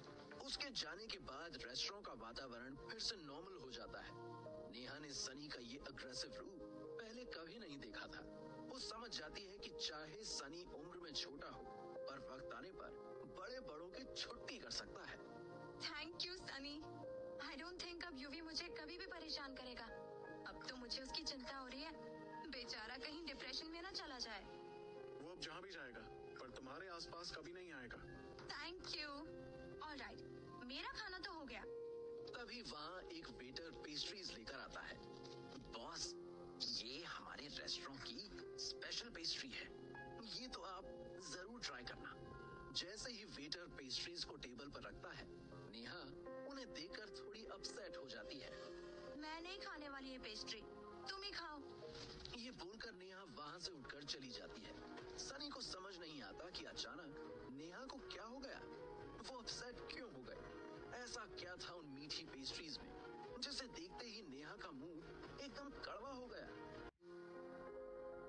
सनी जैसे ही पेस्ट्रीज की तरफ देखता है, उसे समझ आ जाता है कि नेहा अपसेट होकर रेस्टोरेंट से बाहर क्यों चली गई। वेटर जो पेस्ट्रीज लेकर आया है वो कपल पेस्ट्रीज हैं, जो बस कपल्स ही ऑर्डर करते हैं। नेहा एक सेंसिटिव लड़की है और उसे ये पसंद नहीं आता कि उसकी मर्जी के बिना सनी का स्टाफ उसके और सनी के रिलेशनशिप के बारे में स्पेकुलेशन करने लग गया है। सनी मैनेजर निखिल और वेटर से कहता है, तुम लोग भी ना, बोला था मैंने, हम बस दोस्त हैं, तो तुम कपल पेस्ट्रीज क्यों लेकर आए? अब तुम दोनों ही खत्म करना इसे, फेंकना मत, समझे ना? ये कहकर सनी जल्दी से नेहा के पीछे जाता है और वो दोनों वापस ड्राइविंग स्कूल में आ जाते हैं। ड्राइविंग स्कूल में सनी नोटिस करता है कि वहाँ का ड्राइविंग कोच रुचिर, जिसकी उम्र 30 साल के आसपास है, मेल स्टूडेंट से ज्यादा ध्यान फीमेल स्टूडेंट्स पर दे रहा है और खासकर नेहा पर। बाकी स्टूडेंट्स को वो 2 राउंड ड्राइविंग सिखाता है और नेहा को 4 राउंड। सनी साफ देख सकता है कि रुचिर की नीयत नेहा के लिए ठीक नहीं है और वो बेवजह नेहा के पास आने के बहाने ढूंढ रहा है। एक बार जब नेहा कार स्टार्ट कर रही है तो रुचिर कार के बाहर से बेवजह उसके पास जाकर खुद कार स्टार्ट करने लगता है ताकि वो नेहा को गलत ढंग से छू पाए। सनी उसी वक्त उसका हाथ पकड़कर उसे रोक देता है। बहुत देर से नोटिस कर रहा हूँ मैं तुम्हें, तुम लड़कियों को बहाने से बार बार टच कर रहे हो। रुचिर रंगे हाथों पकड़ा गया है, पर घबराने या माफी मांगने की बजाय वो सनी से भिड़ जाता है। अबे ओ, तू अपना काम करना, ये तेरी बहन लगती है क्या? है कौन तू? ये सुनते ही सनी अपने गुस्से पर काबू खो देता है और जोर से रुचिर के फेस पर एक पंच मारता है। पंच पड़ते ही रुचिर चिल्लाने लगता है, तेरी हिम्मत कैसे हुई मुझे मारने की? इससे पहले कि रुचिर और कुछ बोले, सनी उसके फेस पर एक और पंच मारता है। हिम्मत तो तेरी बढ़ गई है, सही समय पर मार नहीं पड़ी ना तुझे, इसलिए अब दिमाग ठिकाने आ जाएगा तेरा। सनी अच्छे से रुचिर को उसकी बदतमीजी के लिए सबक सिखाता है। रुचिर की चीखें पूरे ड्राइविंग स्कूल में गूंजने लगती हैं, जिसे सुनकर काफी सारे स्टूडेंट्स वहाँ इकट्ठा हो जाते हैं और रुचिर को मार खाते देख अंदर ही अंदर खुश होते हैं, स्पेशली फीमेल स्टूडेंट्स जिनके साथ रुचिर बदतमीजी कर चुका था, पर वो ये बात किसी को बता नहीं पाई। नेहा ने एक्सपेक्ट नहीं किया था कि सनी उसके लिए फाइट करेगा। आज तक बहुत सारे लड़कों ने नेहा को इम्प्रेस करने के लिए बहुत सारी चीजें की, पर कोई भी उसके लिए लड़ा नहीं था। पर जब बात नेहा की इज्जत की थी, तो सनी ने अपनी सेफ्टी के बारे में एक बार भी नहीं सोचा और उसने कोच को उसके ही ड्राइविंग स्कूल में पीट दिया। ये देखकर नेहा के दिल में सनी के लिए एक खास जगह बन गई थी। रुचिर की चीखें सुनकर वहाँ ड्राइविंग स्कूल का ओनर रौनक बारोट भी आ जाता है और अपने भतीजे को बुरी तरह से मार खाता देख सनी को रुकने के लिए कहता है, पर सनी तभी रुकता है जब वो रुचिर को जी भर के मार लेता है। रुचिर अपने चाचा रौनक को रोते हुए कहता है, चाचा देख, इस लौंडे ने तेरे भतीजे की क्या हालत कर दी। मेरे सारे कपड़े भी फाड़ दिए, नंगा कर दिया इसने मुझे। चाचा अपने भतीजे की कुत्तों जैसी हालत देखकर रौनक सनी को गुस्से से देख रहा है। बहुत गलत किया तूने लड़के। रौनक बारोट के भतीजे का खून बहाया है तूने, हिसाब तो तुझे देना होगा। बहुत भारी पड़ेगा तुझे ये। भारी तो तेरे भतीजे को पड़ेगा अगर आगे से इसने औरतों का फायदा उठाने की कोशिश की तो। आज तो फिर भी सस्ते में छोड़ रहा हूँ मैं इसे। बकवास बंद कर और चुपचाप अपने घुटनों पर आकर मेरे भतीजे के सामने अपनी नाक रगड़कर माफी मांग। जैसा भतीजा वैसा ही उसका चाचा। रौनक अपने भतीजे के खिलाफ एक भी बात सुनने को तैयार नहीं है और ऊपर से सनी को ही माफी मांगने के लिए बोलता है। जैसा चाचा होगा वैसा ही भतीजा निकलेगा। मुझे तो तुम लोगों का सारा खानदान ही गंदा लग रहा है। अपने भतीजे को समझाने की बजाय तुम मुझे ही माफी मांगने के लिए बोल रहे हो। अभी तो सिर्फ तुझे बोल रहा हूँ, अगर तूने माफी नहीं मांगी तो तेरे पूरे खानदान को यहाँ घसीट कर लाऊंगा और सबसे माफी मंगवाऊंगा। ये बात यहाँ खत्म नहीं होगी। सनी तो आज पहली बार इस ड्राइविंग स्कूल में आया है, पर जो स्टूडेंट्स यहाँ आते रहते हैं वो जानते हैं कि रौनक बारोट एक क्रिमिनल मेंटालिटी का आदमी है और उसका बैकग्राउंड रिकॉर्ड भी इन मामलों में काफी खराब है। सबको सनी की फिक्र होती है और सनी को पता है कि उसने जो किया है एकदम सही किया है और उसे रौनक बारोट जैसे लोगों की धमकियों से डर नहीं लगता। और रौनक ने सनी की फैमिली के बारे में बोलकर उसे और गुस्सा दिला दिया है। मैं तो चाहता था कि ये बात यहीं खत्म हो जाए, पर अब नहीं होगी। तेरे भतीजे को तो मैंने सबक सिखा दिया है, अब तेरी बारी है। मैं तेरी और तेरे इस ड्राइविंग स्कूल की धज्जियां उड़ा दूंगा। मैं बर्बाद कर दूंगा तुझे। ये सुनकर रौनक जोर जोर से हंसने लगता है। तू मेरे ड्राइविंग स्कूल को बर्बाद करेगा? बेटा, मेंढक कितना भी फूले हाथी नहीं बन जाता। जोश में होश खो दिए हैं तूने। अभी भी समय है, घुटनों पर गिर और माफी मांग ले। माफी तो तुम अब चाचा भतीजा मांगोगे, वो भी अपनी उस हर गलती के लिए जो तुम आज तक करते आए हो। 3 दिन के अंदर मैं तेरे इलाके में तुझसे बड़ा ड्राइविंग स्कूल खोलूंगा। अब तुम चाचा भतीजे की बर्बादी की उल्टी गिनती शुरू हो गई है। रौनक को ही नहीं बल्कि ये बात तो नेहा को भी ओवर एम्बिशियस लगती है। सनी कैसे 3 दिन के अंदर नया ड्राइविंग स्कूल खोलकर रौनक के इतने पुराने ड्राइविंग स्कूल को कंपटीशन दे सकता है? ये करना नेक्स्ट टू इम्पॉसिबल है। रौनक और जोर जोर से हंसने लगता है। 3 दिन? मुझे तो लगता है कि तू उससे पहले ही पागल खाने चला जाएगा। अब तो मुझे तुझ पर गुस्से से ज्यादा हंसी आ रही है। जितना हंसना है इन 3 दिनों में हंस ले, उसके बाद तो तुम्हें रोना ही है। जा, ये तुझे 3 दिन लगा दे जितनी ताकत है तुझमें। अगर 3 दिनों के बाद तू मेरा कुछ भी नहीं उखाड़ पाया तो मैं तेरी जिंदगी मौत से भी बदतर बना दूंगा। पूरी जिंदगी तेरे गले में पट्टा बांध कर अपने ड्राइविंग स्कूल के गेट पर कुत्ते की तरह बांध कर रखूंगा तुझे। फिर भौंकता रहियो जितना भौंकना है। देखते हैं कौन किसके गले में पट्टा बांधता है। सनी नेहा का हाथ पकड़कर उसे वहां से ले जाता है। थोड़ी दूर रोड पर सनी के साथ चुपचाप चलने के बाद नेहा अपनी चुप्पी तोड़ती है। थैंक यू सनी, मेरे लिए स्टैंड लेने के लिए। ज्यादा दोस्त नहीं है मेरे, पर जिसे दोस्त मानता हूँ दिल से मानता हूँ और फिर उसके साथ हर सिचुएशन में खड़ा रहता हूँ। मेरे सामने कोई तुमसे बदतमीजी करे ये मैं बर्दाश्त नहीं करूंगा। उस कोच को सबक सिखाना जरूरी था। नेहा ये जानकर खुश होती है कि सनी उसे अपना दोस्त मानता है। आज के इंसिडेंट के बाद नेहा के दिल में सनी के लिए एक दोस्त से ज्यादा वाली फीलिंग्स डेवलप हो गई हैं। सच में ड्राइविंग स्कूल खोलने वाले हो? ऑफ कोर्स, अब तो बात इज्जत पर आ गई है। ना मैं अपने दोस्तों को भूलता हूँ, ना ही अपने दुश्मनों को। और वैसे भी मुझे लगता है कि ये मेरे लिए एक अच्छा बिजनेस वेंचर होगा। इस एरिया में बहुत स्कोप है। अगर रौनक जैसे लोग इतना बड़ा एम्पायर खड़ा कर सकते हैं, तो मैं तो पक्का उससे अच्छा ही करूंगा। अपने पास्ट एक्सपीरियंस से नेहा को इतना तो अंदाजा हो गया है कि सनी जो बोलता है वो करके रहता है, और करता भी ऐसे स्टाइल में है कि दुनिया देखती रह जाती है। पर वो सनी की सेफ्टी के लिए कंसर्न भी है, क्योंकि रौनक भी कोई शरीफ आदमी नहीं है। वो सनी को नुकसान पहुंचा सकता है। जो तुम्हें करना है वो तो तुम करके ही रहोगे, पर प्लीज तुम अपना ख्याल रखना।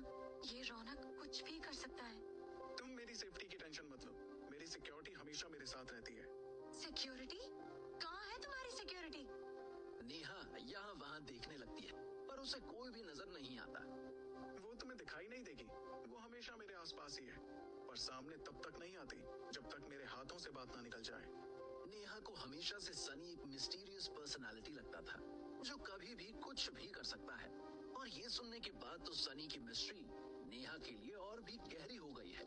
सनी और नेहा सनी की कार के पास पहुंच गए हैं। चलो, मैं तुम्हें घर छोड़ देता हूँ। सनी और नेहा जैसे ही कार में बैठते हैं, थोड़ी दूर पर 3 बॉडीगार्ड्स भी एक कार में बैठते हैं और डिस्टेंस मेंटेन करते हुए सनी की कार को सीक्रेटली फॉलो करते हैं। ये वही बॉडीगार्ड्स हैं जिन्हें सनी के दादाजी ने उसकी सिक्योरिटी के लिए रखा है। सनी नेहा को उसके घर ड्रॉप करके अपने विला की तरफ निकल जाता है।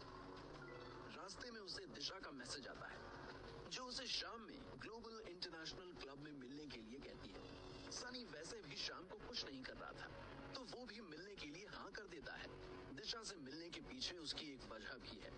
वो जानता है कि दिशा और उसके फादर विनोद मलिक सनी के बिजनेस में हेल्प कर सकते हैं। सनी अपने घर पहुंचता है और युक्ति को 3 दिनों के अंदर रौनक बारोट ड्राइविंग स्कूल के पास एक नया ड्राइविंग स्कूल खोलने को बोलता है।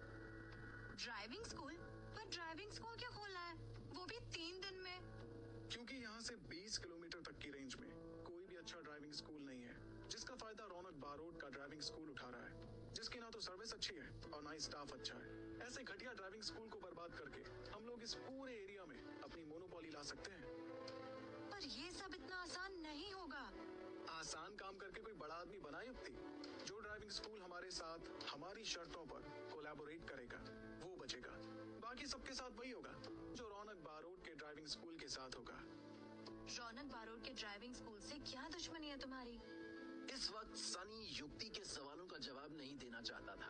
वो चाहता है कि जैसा वो बोल रहा है बस युक्ति वैसा करे। तुम्हें इतना सवाल पूछने के लिए नहीं रखा युक्ति, जो बोला है बस उतना करो। ये सुनते ही युक्ति का चेहरा थोड़ा उतर जाता है। उसे दिखाई दे रहा है कि सनी भी अपने दादाजी की तरह अथॉरिटेटिव और मैनिपुलेटर बनता जा रहा है। सनी को भी एहसास होता है कि उसे युक्ति से रूडली बात नहीं करनी चाहिए थी। सॉरी युक्ति, मैं थोड़ा रूड हो गया। It's okay. मैं शाम को ग्लोबल क्लब जा रहा हूँ, तुम मेरे साथ चलना चाहोगी?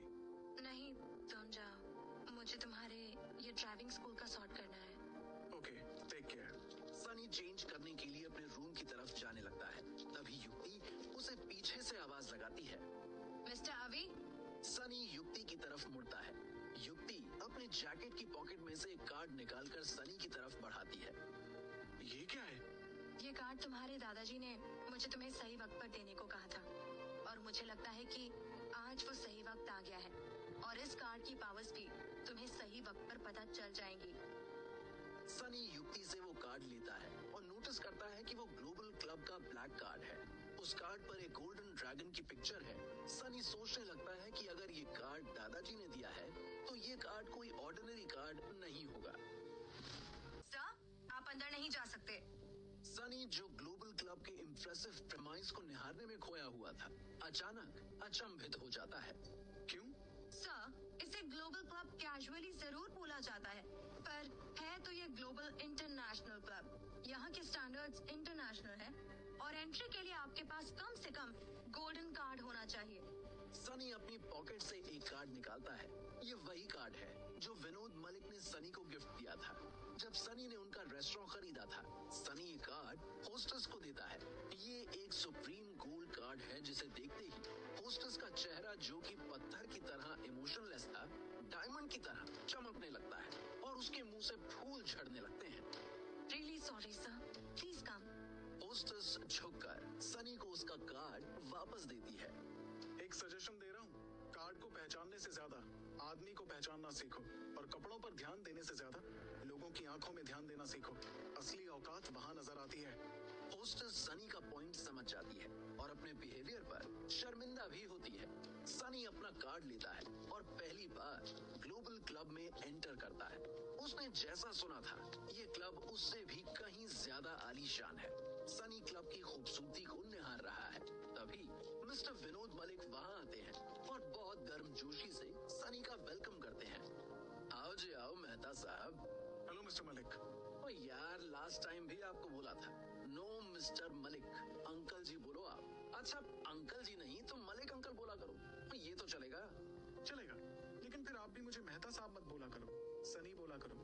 ये नहीं हो सकता मेहता साहब, आपका फर्स्ट इम्प्रेशन ही साहबों वाला पड़ा है मुझ पर, तो ये हक आप मत छीनो। मैं तो मेहता साहब ही बोलूंगा। ठीक है मलिक अंकल, आपका जो मन करे आप वो बोलो। सनी को शुरू से ही विनोद मलिक पसंद है और वो सनी के फ्यूचर बिजनेस में उनकी मदद भी कर सकते हैं, इसलिए सनी उनकी बातों को माइंड नहीं करता और उनकी इज्जत करता है। चलो मेहता साहब, प्राइवेट रूम में चिल मारते हैं। मलिक अंकल, आज चिल मारने का सारा बिल मैं भरूंगा। चिल बिल, ये तो राइम हो गया। मिस्टर मलिक अपने ही जोक पर हंसते हैं, सनी के साथ गोल्डन रूम की तरफ बढ़ते हैं और जैसे ही सनी रूम के दरवाजे को हाथ लगाने वाला होता है, तभी वेट्रेस उसका रास्ता रोक लेती है। सर, आपका कार्ड गोल्ड कार्ड है, आप नॉर्मल रूम में जा सकते हैं, ये गोल्डन रूम है। डोंट वरी, जो भी चार्जेस हैं सब मैं पे कर दूंगा। सर, बात पैसे की नहीं है, स्टेटस की है। जब वेट्रेस सनी को समझा रही है, तभी वहाँ एक मिडिल एज्ड आदमी सूट पहने हुए अपनी से छोटी उम्र की गर्लफ्रेंड के साथ आता है और मिस्टर मलिक का मजाक उड़ाता है। आजकल मलिक का स्टेटस मार्केट में काफी गिरता जा रहा है, इसी के साथ भी हैंग आउट कर रहे हैं। मिस्टर मलिक उस आदमी की तरफ देखते हैं, ये विशाल खन्ना है जो मिस्टर मलिक का बिजनेस राइवल है। विशाल खन्ना मिस्टर मलिक को नीचा दिखाने का कोई मौका नहीं छोड़ता। किसी के साथ नहीं खन्ना, दोस्त के साथ हैंग आउट कर रहा हूँ। इतने बुरे दिन आ गए हैं क्या मलिक कि भिखारियों के साथ दोस्ती करनी पड़ रही है? ये सुनते ही खन्ना की गर्लफ्रेंड हंसने लगती है। खन्ना यहाँ सनी की ही नहीं बल्कि इनडायरेक्टली मिस्टर मलिक की भी बेइज्जती कर रहा है। सनी शांति से खन्ना की बातों को सुन रहा है और उस मौके का इंतजार कर रहा है जब वो खन्ना को उसकी औकात दिखाएगा। गोल्डन रूम में जाना है ना मलिक? चल मैं ले चलता हूँ, कंपनी खराब है तेरी, छोड़ इस कचरे को यहाँ और हमारे साथ चल। इसके साथ तो तू कभी अंदर नहीं। क्यों नहीं जा पाएंगे मेरे साथ? खन्ना वेट्रेस की तरफ देखता है। बताओ उसे कि क्यों नहीं जा पाएगा ये गोल्डन रूम में। गोल्डन रूम में जाने के लिए डायमंड कार्ड चाहिए होता है, जो आपके पास नहीं है। सुना, डायमंड कार्ड देखा है कभी कैसा होता है? वेट। खन्ना अपने सूट की पॉकेट में से डायमंड कार्ड निकालकर सनी को दिखाता है। इसे कहते हैं डायमंड कार्ड, जो गोल्डन कार्ड से 100 गुना बेहतर है और स्टेटस का सिंबल है तेरे पास डायमंड कार्ड? डायमंड कार्ड तो नहीं है, पर मैं फिर भी गोल्डन रूम में जाऊंगा। ये सुनकर खन्ना और उसकी गर्लफ्रेंड हंसने लगते हैं। वेट्रेस भी हंसना चाहती है, पर वो अपनी हंसी दबा लेती है। मिस्टर मलिक को भी समझ नहीं आता कि बिना डायमंड कार्ड के सनी गोल्डन रूम में कैसे जाएगा। मैं भी देखता हूँ कि तू कैसे गोल्डन रूम में जाएगा। चल, एक शर्त लगाते हैं, अगर आज तू गोल्डन रूम में चला गया तो मैं यहाँ के डस्टबिन में से कचरा निकाल कर खाऊंगा, और अगर तू नहीं जा पाया तो तू कचरे के डिब्बे में बैठकर इस क्लब से बाहर जाएगा। बोल, मंजूर है? सबकी नजरें सनी के ऊपर हैं और सनी की नजरें खन्ना के ऊपर। मंजूर है। ये सुनते ही खन्ना खुश हो जाता है और मिस्टर मलिक सनी के लिए परेशान हो जाते हैं। वो इस क्लब में पहले आ चुके हैं और उन्हें पता है कि डायमंड कार्ड के बिना कोई भी गोल्डन रूम में नहीं जा सकता, फिर चाहे किसी के पास कितना भी पैसा हो। पर तभी सनी अपनी पॉकेट से युक्ति का दिया हुआ ब्लैक कार्ड निकालता है। ब्लैक कार्ड किसी रूम के की कार्ड की तरह ही लग रहा है। अबे बच्चे, तेरे रूम के कार्ड से गोल्डन रूम नहीं खुलेगा, शर्त हार गया तू। वेट्रेस, जल्दी से इस कचरे को डस्टबिन में डालो और क्लब से बाहर फेंको, पूरे क्लब में स्मेल आ रही है। वेट्रेस का ध्यान खन्ना पर नहीं बल्कि सनी के हाथ में जो ब्लैक कार्ड है उस पर है। वेट्रेस के चेहरे के एक्सप्रेशंस ऐसे हैं जैसे उसने समुद्र में से गॉडजिला निकलते हुए देख लिया हो। उसने कभी सोचा भी नहीं था कि सनी जैसे ऑर्डिनरी दिखने वाले लड़के के पास ब्लैक कार्ड होगा। ब्लैक कार्ड अल्टीमेट स्टेटस का सिंबल है। ग्लोबल क्लब में ब्लैक कार्ड से ऊपर कोई कार्ड नहीं है। ब्लैक कार्ड होल्डर्स के आने से पहले सबको पता होता है कि वो क्लब में आने वाले हैं और उनके लिए अलग से अरेंजमेंट्स किए जाते हैं। वेट्रेस ने सपने में भी नहीं सोचा था कि सनी के पास ब्लैक कार्ड होगा और ब्लैक कार्ड होने के बाद भी वो इतना सिंपल और ऑर्डिनरी बिहेव करेगा। सनी अपना ब्लैक कार्ड हिलाता हुआ वेट्रेस से पूछता है, अब जा सकता हूँ मैं गोल्डन रूम में? वेट्रेस का गला सूख गया है। वो किसी तरह हिम्मत जुटाकर कहती है, please wait a moment sir. Black card इतना पावरफुल है कि वेट्रेस के पास ब्लैक कार्ड होल्डर को रिसीव करने की अथॉरिटी तक नहीं है। वो जल्दी से अपने सीईओ को फोन लगाती है। कुछ ही सेकंड्स के अंदर ग्लोबल क्लब का सीईओ अपने बॉडीगार्ड्स के साथ वहां पहुंच जाता है। खन्ना और मिस्टर मलिक दोनों को ही ब्लैक कार्ड के बारे में नॉलेज नहीं है, पर जब वो क्लब के सीईओ आकाश गुप्ता को वहां देखते हैं तो ब्लैक कार्ड की ताकत को समझ जाते हैं। आकाश गुप्ता कोई छोटा मोटा आदमी नहीं है। पूरे शहर के रईस लोग उसे जानते हैं। अगर वो किसी को खुद रिसीव करने आया है तो ये बहुत बड़ी बात है। आकाश गुप्ता की पर्सनालिटी काफी डोमिनेटिंग है। उसके आते ही लोग उसके लिए रास्ता छोड़ देते हैं। वो अपने आप में किसी सेलिब्रिटी से कम नहीं है। सारे लोग उसको ये देख रहे हैं और जब आकाश गुप्ता सनी के हाथ में ब्लैक कार्ड नोटिस करता है वो झुककर उसका वेलकम करता है। पूरे ग्लोबल क्लब की तरफ से मैं अपने क्लब में आपका स्वागत करता हूँ सर। सारे गेस्ट्स, पूरा स्टाफ, मिस्टर मलिक और खासकर खन्ना जब आकाश गुप्ता को सनी का इस तरह से वेलकम करते हुए देखते हैं तो अपनी जगह पर जम जाते हैं। खन्ना को तो पेट में जकड़न महसूस होने लगती है।